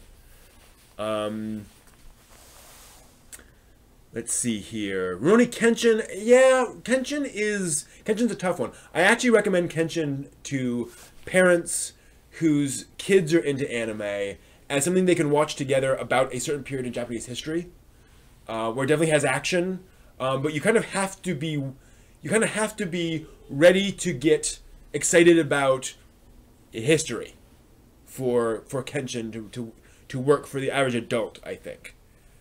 And the OVA and especially the OVA, actually, you know, the OVA is very much set in this period with these characters, and you're kind of expected to know what the Meiji Revolution was. Much as I love Kenshin, and which just I think Kenshin should be like required viewing, but Macross Plus, maybe, yeah, Macross Plus. Yeah, I've shown Macross Plus to people with success, because it is more mature, sophisticated storytelling. It has action, a lot of action animation, but it's, you know, again, it's not, it doesn't have fan service all over the place. In fact, they lead up to fan service and then cut away, which I think is hilarious. Blam, cool. I have not seen Blam. I need to do that. I need to jump on Blam one of these days. I have the entire manga. I actually bought the entire manga twice. That's how much I love Blam. So that's definitely an option. I bought the original anime, come to that. I have that sitting around here somewhere. So that's a great point, I think, guys, to focus on genres that they like and find something that is reasonable in there. Oh, it's an interesting thought, Liquidus, is start with the live-action Rurouni Kenshin films and then work back from there to the animation. Yeah, not a bad idea. I mean, those live-action movies sure do a great job of doing that, and I think that's more palatable in the sense that we're more used to samurai movies, so I think you can get people into the samurai movie aspect. Haven't talked about Cowboy Bebop, but I think, yeah, Cowboy Bebop's a special case. Partly because, again, I think there's not a lot of other anime like Cowboy Bebop. It is kind of out on its own terms. You know, when they watch Bebop and are like, great, show me more stuff like that, I'm like, maybe Trigun, right? I mean, you have kind of stuff like Darker Than Black and such, but yeah. But I think Cowboy Bebop, and actually, I have one of my bosses. He's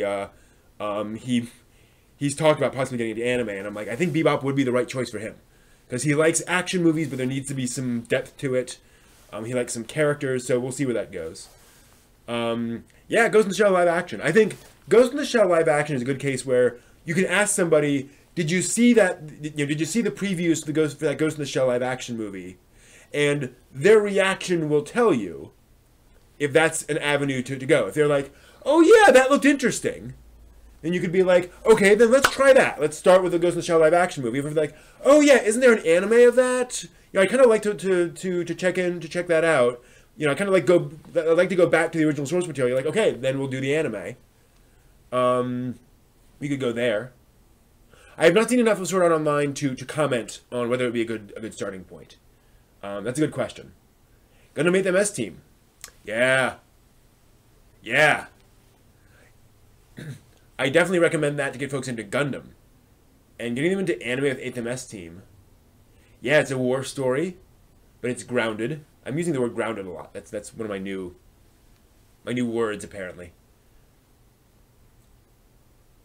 So yeah, I can see Gundam 8th MS team. Again, action. You definitely have action, and I think the first episode has a fair amount of action too. So yeah, that'd be a good start. What about stuff for somebody who wants something more, less actiony? Somebody who wants something more relational or quirky, something like Amelie, a foreign film, right? Yeah, Grounded is my new moreover. You're absolutely right. My moreover is very grounded. Yeah, War in the Pocket. The only problem with War in the Pocket is it really assumes you understand the context of the Gundam universe and the 1 Year War. It's really hard to bring someone into anime and into Gundam through War in the Pocket. It just assumes, I think, a little too much. Much as I'm blown away by War in the Pocket. That is a high watermark for anime in general. Huh.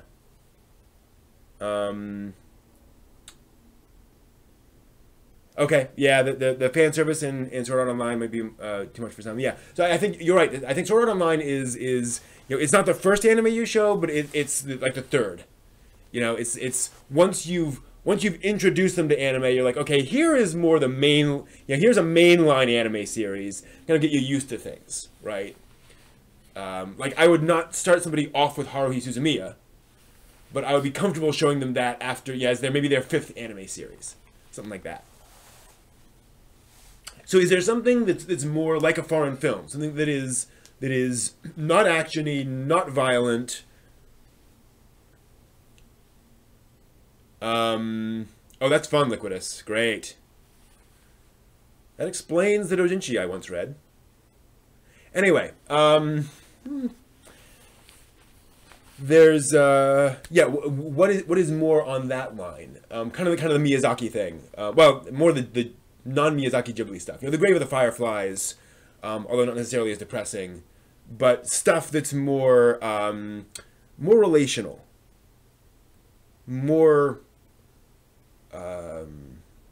stuff. Satoshi Kon, Air, yeah, Air might work. How anime cliche does Air get, or Canon, or Clannad, or any of the other what do you call it? Key Visual Arts shows. Yeah, Paprika, I think would work. You have to warn people ahead of time about Paprika, but that would work. Perfect Blue, definitely warn folks ahead of time about Perfect Blue. Let's not forget the rape scene. Even though it's not actually rape.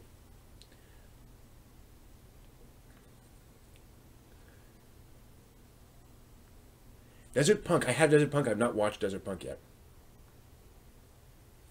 Looking over to the wall of manga for inspirations. Oh My Goddess was one of the shows that got folks into it back in the day. I wonder if the Oh My Goddess TV series from a few years ago would work, because it's, there's fantasy, but it's very much sort of a domestic comedy, really a sitcom.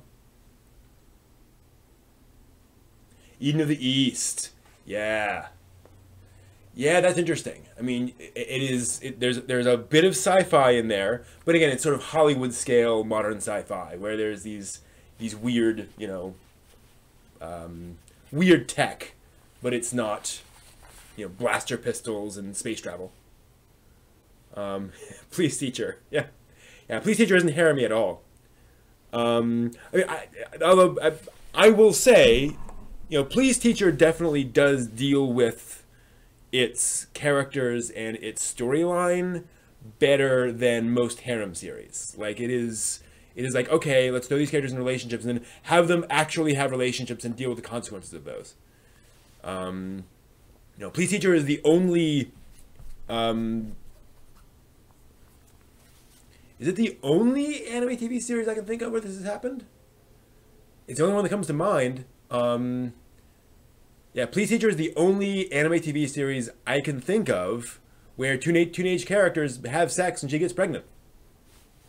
And, they deal with that. So, spoiler alert. And it's not fan servicey at all. In fact, you never see them wearing anything less than a yukata. Pearl Gage. Initial D. Yeah, Initial D got a lot of fans. The problem with Initial D is it has not aged well. A friend of mine started watching Initial D a couple months ago, and we were like, "Oh, this would be hard to get people into." The character designs just have not aged well, and the CG of the cars, it's actually okay, but it definitely is not as amazing as it was when it first came out.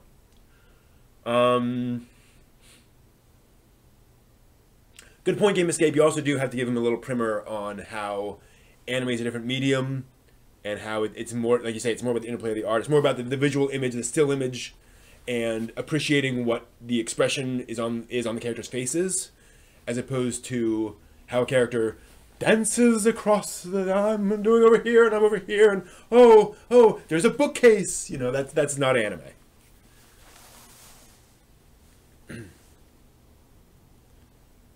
But yeah, Eden of the East is a good one. Again, there's a little sort of suspense action, but nothing, you know, Jason Bourne. It is not. It's a shame there's so little Josei. Yeah, the Castlevania anime was certainly popular, and I think the Castlevania anime was a great idea because it has that crossover potential. We get the folks who are into the video game. They'll watch the Castlevania anime series because it's Castlevania, and it's, you know, that's a good match tonally in terms of art.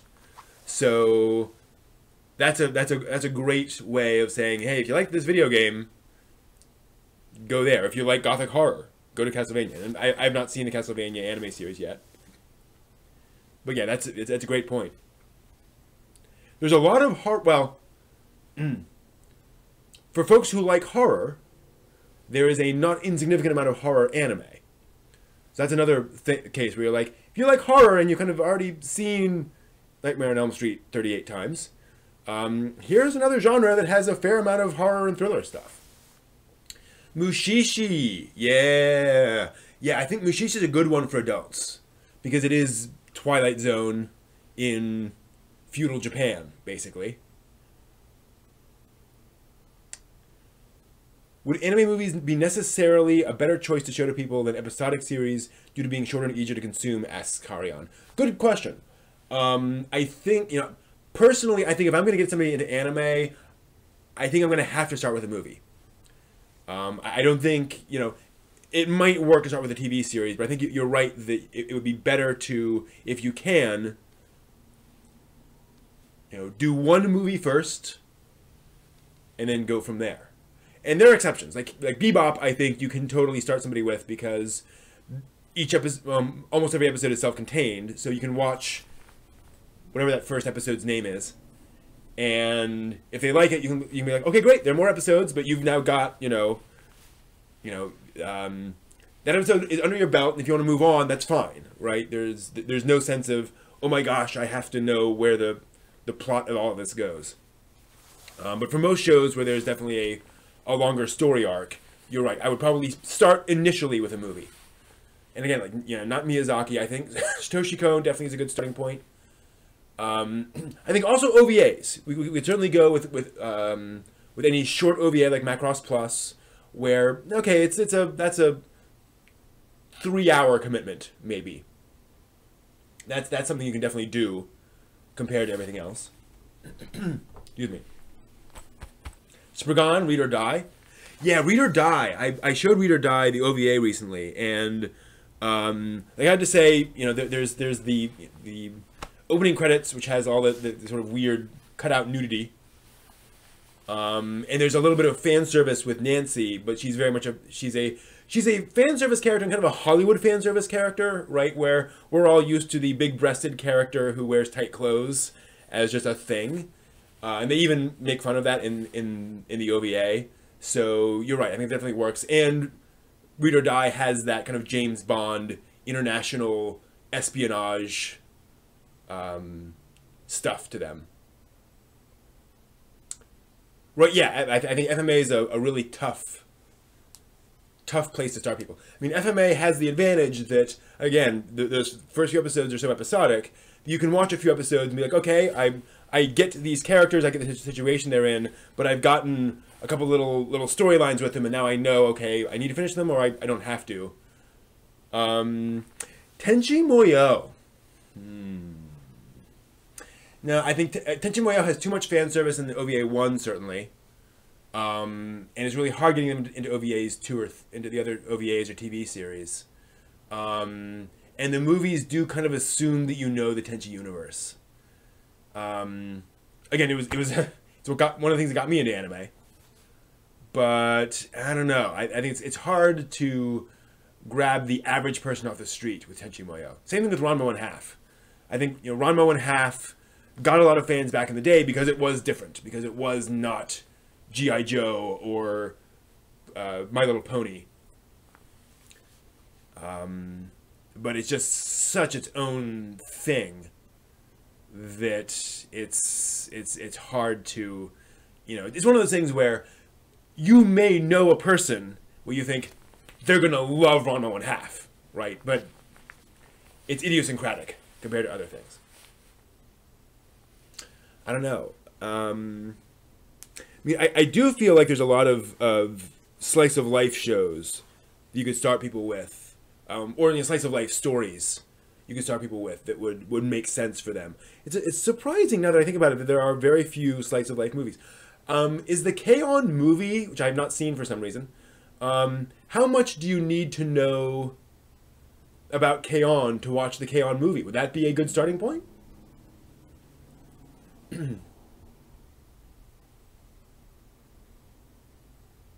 Yeah, FLCL.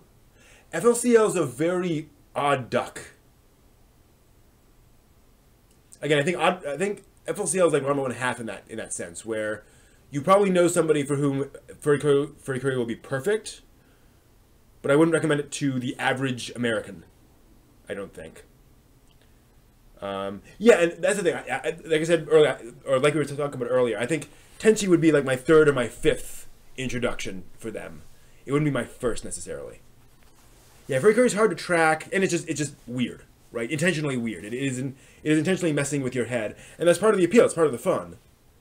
But it is one of those sort of things where if you know somebody who's into like weird cinema, who likes very off the beaten track films, I think Furikuri is a great choice of saying, okay, give this a try. And Furikuri has the advantage that it is, while being oddball, it is close enough to anime in like some of its characterizations and things like that. You can excuse me. You can connect. Sorry. You can connect it more closely to normal anime, to your average anime series. I think it's a shorter jump from Furikuri to Sword Art Online, right, than Perfect Blue to Sword Art Online. Steam Boy. I have not seen Steam Boy. But Steam Boy, from what I've seen, I think might be a good start. Thinking what else? There's obviously a lot of like kids movies that I think would work. It's a shame that the Magic Treehouse movie never got dubbed, because I think that's the kind of thing that you could show to a kid and be like, okay, more of that, please. Summer Wars. Yeah. I'm trying to think Summer Wars has anything I'd have problems. I'd probably tell the average person to be aware, Japanese houses have mixed bathing. So there's a quick shot of a couple of kids in a bath and kind of running around near a bath. So just be aware of that. But there's nothing, nothing happens. And other than that, there's nothing, there's no real violence. There's no sexualization, and there's no even sexualization of any of the characters. They're just people. Yeah, I think Summer Wars would be a good start, very good start, and it is more laid back, more slice of life, until the evil satellite tries to destroy the world, take over the world, kind of. Well, no, the virus starts at, it's Summer Wars. I think Summer Wars, unfortunately, does have the possibility of turning off people who recognize the internet tech side of things. We're like, oh, it's another It's another thing about the internet, right? But I think that's unlikely. I think Mamoru Hosoda's stuff would be a good start. Like we said, Wolf Children, Summer Wars, Girl Who Leapt Through Time, Boy and the Beast. Yeah, I think pretty much any of his stuff would be a good. And it's also like, you know, again, a good thing for like somebody who has kids, who has a family. I think they could get into those movies.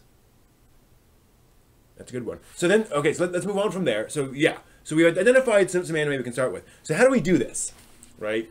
Do you just walk up to somebody and say, "Hey, watch this thing"? Do you start a club? Do you what do you do? And I ask because I know folks, and I've had some experience with this, where a friend of mine got into an anime club. I started an anime club twice, actually. And sometimes those work really well, sometimes they don't. You know, there are some clubs. Actually, my friend got involved in an anime club. And, you know, the advantage of an anime club is you can show a lot of stuff. And you can kind of work people in and get them used to anime. And it's literally just a matter of finding a space in which to do it. You know, you can do that at a public library. You can do that at a makerspace. You can do that anywhere that has, you know, a room that you can grab for a while, and you don't even have to spend any money on it. The issue there is getting people, right? Is getting enough people to show up.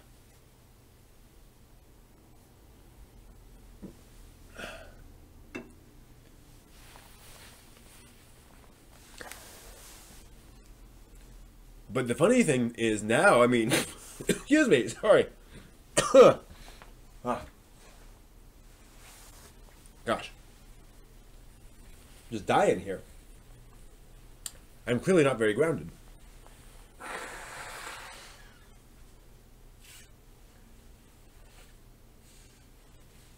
I'll cut that out in post. There's, you know, I feel like we could do more than just talk to close friends of ours, or close acquaintances, if you will, to grow the hobby, right? Somebody started all these conventions. These were all just things back in the day. These were all just ideas that somebody said, "Hey, let's do a convention," and it grew from there. So what about starting with a local anime club? It meets somewhere. There's actually a local convention that is run by a local anime club. It's pretty large now too, the convention. But just, you know, I think every month they get together at a library, and they show anime. And that's the other cool thing is that, like, Funimation will send to you discs of anime if you have an anime club. You just have to submit links, or you have to submit like a form to them, and they'll put you into their system, and they will start sending you anime to show.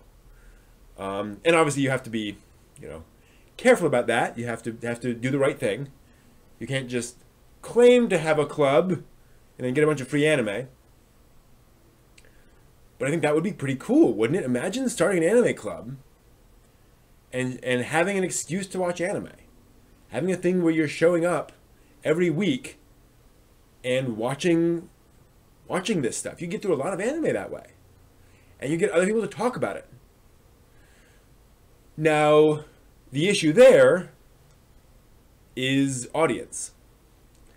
The problem I had with the later anime club I started is I had a lot of interest from people, but it turns out everyone wanted different stuff.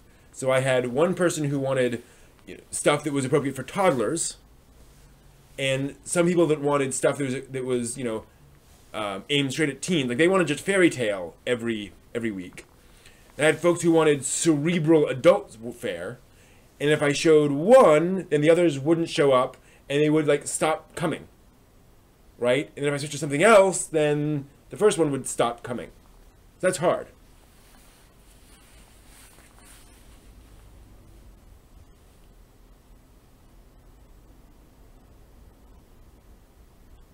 Glad to hear that Game Escape.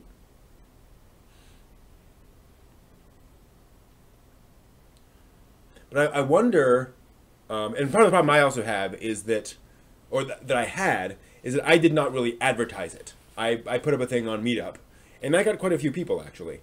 But it was finding that core of folks who were interested in the same stuff that was a challenge. But no, I mean, we had a significant number of folks at our thing who preferred to watch anime in a group. Because then you actually, you know, had somebody to explain things to you. You weren't just completely lost. When a show came on and you're like, why are they doing that? Someone could just say, oh, for this. Right? Having senpais are actually useful. But yeah, you know, getting an initial library is an issue. I mean, I would say if you're doing something like that,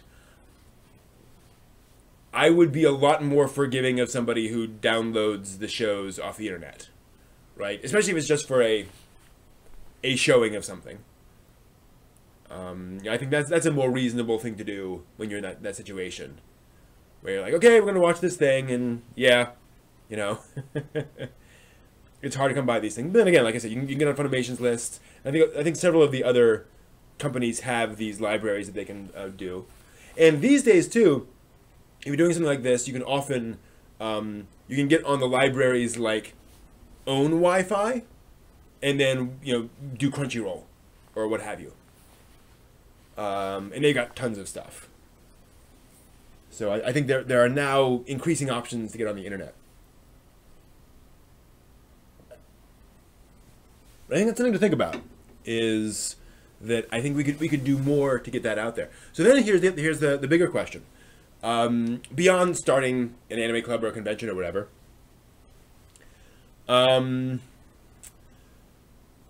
what could we do in general just to improve the opinion of people about anime and anime fans, right? Like, how do we do outreach in a way that make people say, oh, anime fans are cool people. Oh, that anime fandom, they're doing neat stuff. How do we decrease, like Henhoki says in the chat room, anime is still an off area for people, I think. Some people get embarrassed when anime is brought up in public, or have a very small interest space to cater to in regards to genres. So how do we decrease that embarrassment? How do we make it okay and normal to talk about anime in public? Stickers? I think I think that is true. I think wearing our anime fandom a little more publicly is good. Don't go into work wearing a Pikachu full body, hoodie, right? Don't cosplay, to work. That's going a little overboard. But having a badge, having an anime sticker on a laptop. Especially if it's not, the girls from Concoli all across the top of your thing. If you do that, that's great. But I'm saying, you can do that, or you can go a little more subtle. Both of those work. Like Hem says, have a Dragon Ball Z, wear a Dragon Ball Z T-shirt to work, especially on Casual Friday, or to school. Get an anime bag. And wear carry an anime messenger bag around. Sorry. When you're doing things, read manga in public. Next time you're on the train, bring a volume of manga. And yes, somebody's gonna look at you. You're being looked at. How horrible, But putting it out there in public. Somebody's going to see that. Some 13-year-old's going to see you reading manga and saying, oh, that's the thing people do. Maybe I'll read manga now. Maybe I'll give that a try. Right? I think being a little more public with anime fandom makes sense. I have a Lane messenger bag that I don't use all the time, but I often have with me. If I go to a convention, I bring the messenger bag, and that's what I have with me, walking to and from the hotel and all that stuff. Yeah, exactly. If you're drinking beer with friends, have an anime-related cup, or drink coffee from an anime-related mug at work. I think that totally works. If it's appropriate for your workspace, have an anime figurine, not a sexy one. Yeah. But find an anime, an appropriate anime-themed figurine. That'd be hilarious, here's my Queen's Blade figurine. Let me explain to you who this character is. No. We need to talk. But yeah, you wear anime shirts, you know, to casual events and parties. I mean, you can totally do that, and that'll help break down those barriers and get people used to. And the other nice thing about T-shirts is that everybody wears, you know, some themed T-shirt these days, right? Everybody's just used to the fact that, okay, everyone has their little fandom or their little interests, or they're making some kind of joke on their T-shirt. So an anime T-shirt is very, you know, will fit in very well. I think you're right, Hemoki. Like a Gundam model on a computer desk makes a statement, and a nice one, because Gundam models are, you know, high quality, and you know they look snazzy. I think they're definitely geeky. But somebody looks at that and doesn't, you know, that doesn't send the same message that is it wrong to pick up girls in a dungeon body pillow sends, right? Yeah, FMA and SAO shirts. That's great. Get questions all the time about that. And I think that's the other key, is that when somebody asks you about that, you know, then you can say, oh, it's a really cool anime series about this, you know, this teenager who made this really bad mistake and is trying to make up for it, right? Or this kid who gets trapped in an MMO. Oh, really? That's interesting. Yeah, it's an anime series. And just, you know, follow up on that conversation. I think that really, really works. Just get folks aware of it, and then again, offer to show people things. The other thing I found is to be prepared to be, I want to say, insistent on things, in the sense that if somebody says, "Oh, I'd like to watch that," then be prepared to say, "Okay, cool. You know, are you free this Friday? You can come over to my place and I'll show it to you." And you know, be prepared to follow up, I should say. A lot of folks are interested, but it takes a little more work than just, you know, a sentence or two to set up an actual movie night. So you sometimes have to do a little bit of prodding to remind them of, oh yeah, that thing. Oh yeah, let me put that on the calendar. And like, they do want to do it. You know, you're not being, you know, forceful about it. And if you keep asking and they keep kind of pushing you off, you can say, hey, you don't want to do this. That's totally fine. But I actually have some friends who wanted to watch this, wanted to watch Kadocha, the anime series, and they came over to watch it twice now. And it's one of those things where I just have to keep reminding them. And if I remind them once or twice, then oh yeah, then they schedule a day and we do it. But it just takes a little bit more work. Right, you don't want to overload the person, but you want to have the information in your head, so when they ask a question, you can answer it with a sentence, and then, you know, move on the conversation from there. You know, in other words, the danger is you wear this with pride, somebody comes up and says, what is that? And you go, oh, it's an anime. They go, oh, okay, what's it about? This guy who, you know, it helps to just think through your first answer to that question. So you have that ready. But you're absolutely right. You don't then launch into a half-hour explanation of the plot of Fullmetal Alchemist or what have you. But yeah, just, you know, unfortunately, the reality for most of us, if not all of us, is that this stuff is that getting together to do stuff just requires effort, and it's often just a little more effort than one or two sentences and putting something in the calendar. So just be ready to have to remind somebody or ask again, and that's totally fine. Just be aware of that.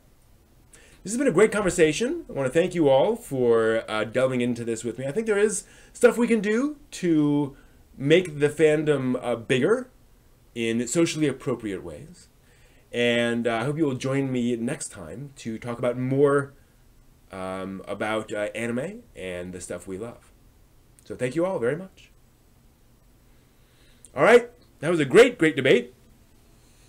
Thank you all as always. Let's go ahead and we're going to do the, I'm going to take a quick break. And then we're going to do the, I got a dramatic reading. And then we'll move on to our fudge. Very exciting.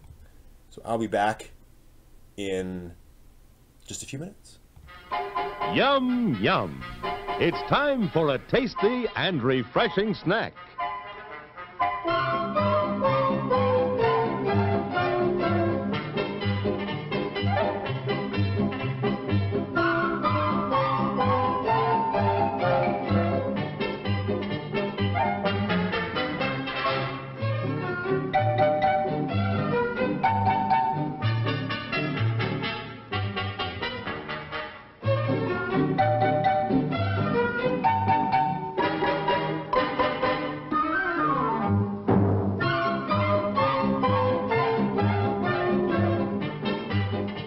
We promise to satisfy your hunger, your thirst, your sweet tooth.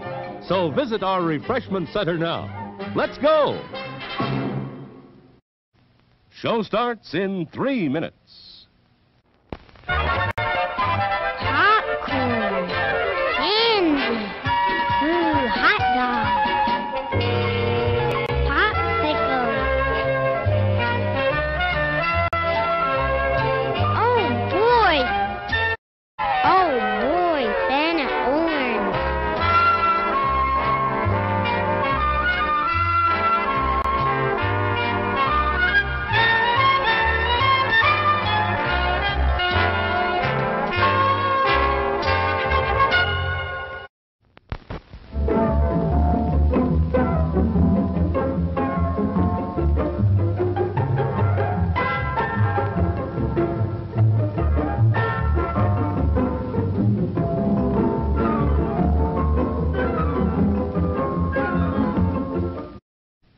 Show starts in 2 minutes.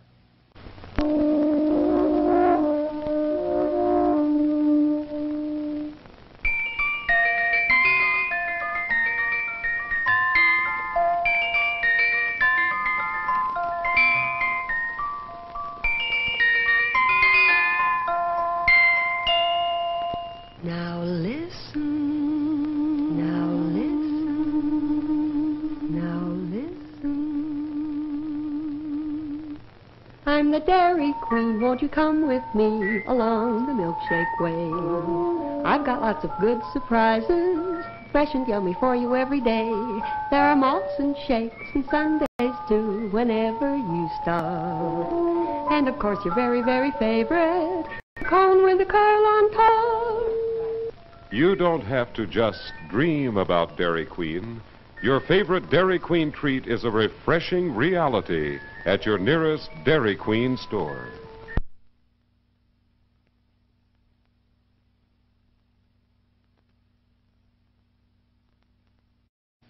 Show starts in 1 minute. For our patrons, men, women, boys, girls. Through the cooperation of leading business places, you may now have free admission to this theater. Ask for dividend tickets when you shop at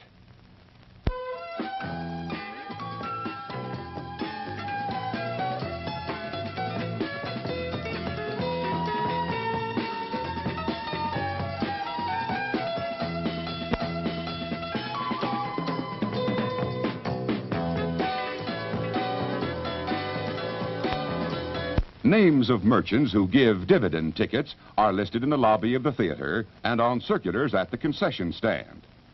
Dividend tickets will be accepted on all standard box office priced films. So take a circular with you today and start saving dividend tickets tomorrow when you shop. See your next movie completely free. And now, on with the show.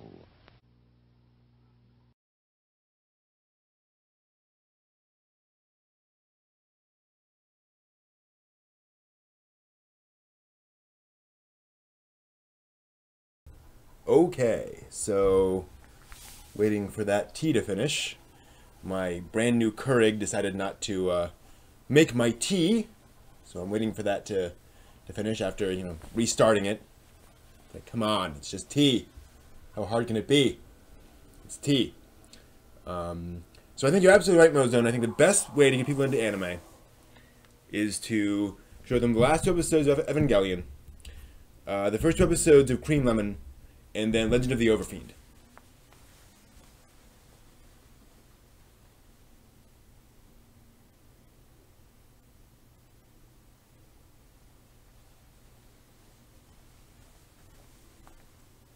Okay. Unfortunately, I'm not going to get through the dramatic reading.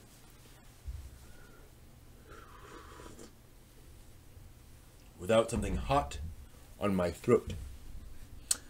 All right.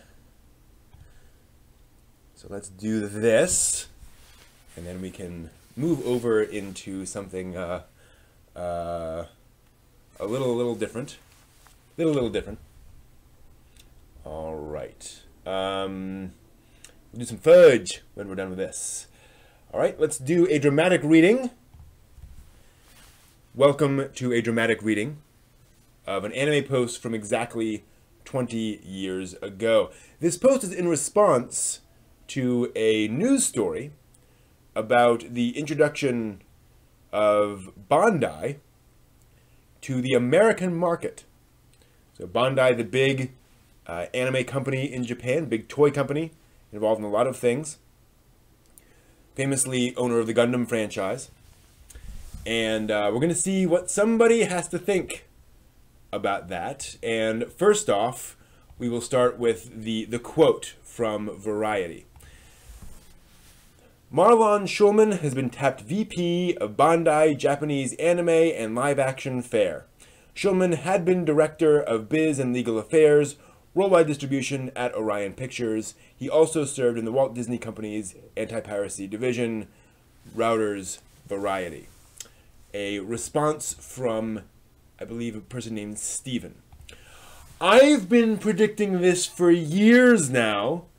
It's surprising that it didn't happen a couple years ago when anime was hot thanks to manga's publicity work on Ghost in the Shell. The big questions are, will Bandai plan for the long haul, or is this going to be yet another, gee, we didn't make $100 million right out of the gate, guess it's a dud, close it down thing from Bandai? Does Schulman have a vision, a direction for Bandai to take, to try to lead the industry, or is he going to play follow the leader and embrace the spirit of Maycheck in his planning and thinking? Are we here on Rec Arts Anime Misc, a news group, ever going to hear from him? Or will Bandai Anime also figure that communication with their fan base is not important except for bland press releases for new titles? To be clear, the person here is expecting the head of Bandai to post in a news group. Basically a mailing list. Does this mean that, on the whole, the Sunrise catalog is now closed to outside buyers? Or should we take that press release as is? That is, Bandai America will be doing only original animation and live movies. I am not too sure that yet another lawyer type in charge of an anime company is a good thing. They tend to lack vision and seem unwilling to take bold chances and seize the lead. Smiley face. So, when's their website going up? When are they going to actually talk about their plans? Smiley face. Website in 1997. 98. Not done. Question from the original poster. Can Gundam Wing be far behind? I don't know. I mean, that's a pretty extreme series to start with. And I somehow doubt they're going to start with that current of a Gundam crown jewel. Seeing as Bandai Sunrise deems Gundam the be-all and end-all of their existence. Smiley face. Frankly, I kinda expect Dirty Pair TV for the boobs and gun crowd. And, oh, Dragonar. Gundam Light, what will be deemed acceptable for the US market, for the mech-head action crowd. Again, assuming that they're going to release any Sunrise TV series. Or maybe they'll finally get to release their Dream series, the one they wanted to do since 1992. The series created specifically to cater to the US market, the show we all are dying to see. Doozy bots. Don't laugh. I wouldn't be at all surprised if the folks at Sunrise tried to foist that off on the public, because it had let Bandai to sell their catalog of SD Gundam toys/models in the US. They have to do something now that Beetleborgs is about dead and Power Rangers is slowing down. Just you watch. Smiley face.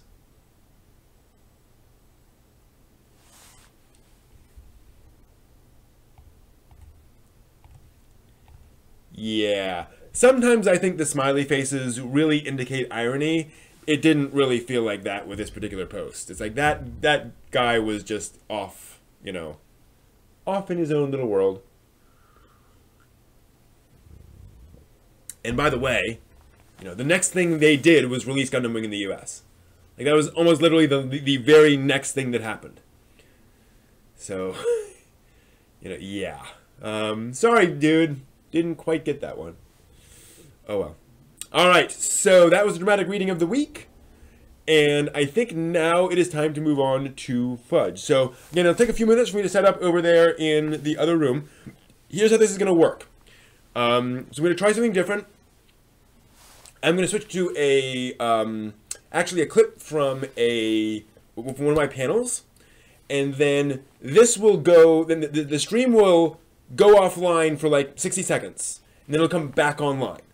Basically, I need to switch from this stream to over there, and it usually takes a few moments for that to happen. So the stream will go down, and it'll come back up. You have to wait a little bit, and it will be there. So, yeah, give me, we're about to show a little bit of one of my panels, and then when that's done, we'll go away and come back. So, how much do people actually make? Yeah. So, during your first year working as an animator in Japan, you will make about $10,000 in one of the most expensive cities in the world to live. Because you're paid by the shot. You're paid for every shot you complete drawing. And oh, by the way, also working on your anime series are people who've been animating for 20 years, who can do it a lot better and a lot faster than you can. So you're working feverishly, and you're working, your quality is necessarily lower than theirs. You have to work harder, and you know, which means you're drawing fewer things, but you're getting paid similarly. So yeah, it is a very tough industry to work in. A CG animator makes about $22K per year. The episode director makes less than $30K per year on average. Even your series director, only about 42. And your chief animator, that's going to be, you know, the top 2 or 3 animators at your studio might make $44K per year. They're also usually character designers, things along those lines. And then you get to the producer at about $64K. This goes all the way back to Astro Boy and to the earliest anime. That there were a lot of anime has traditionally been undersold in terms of budget. The producers generally budget the animation for anime as little as possible to save costs. And this has just been the standard. It's just the way it works. And it's been very hard to change that in the animation. They haven't figured out a way of changing it. It's just unfortunately the truth.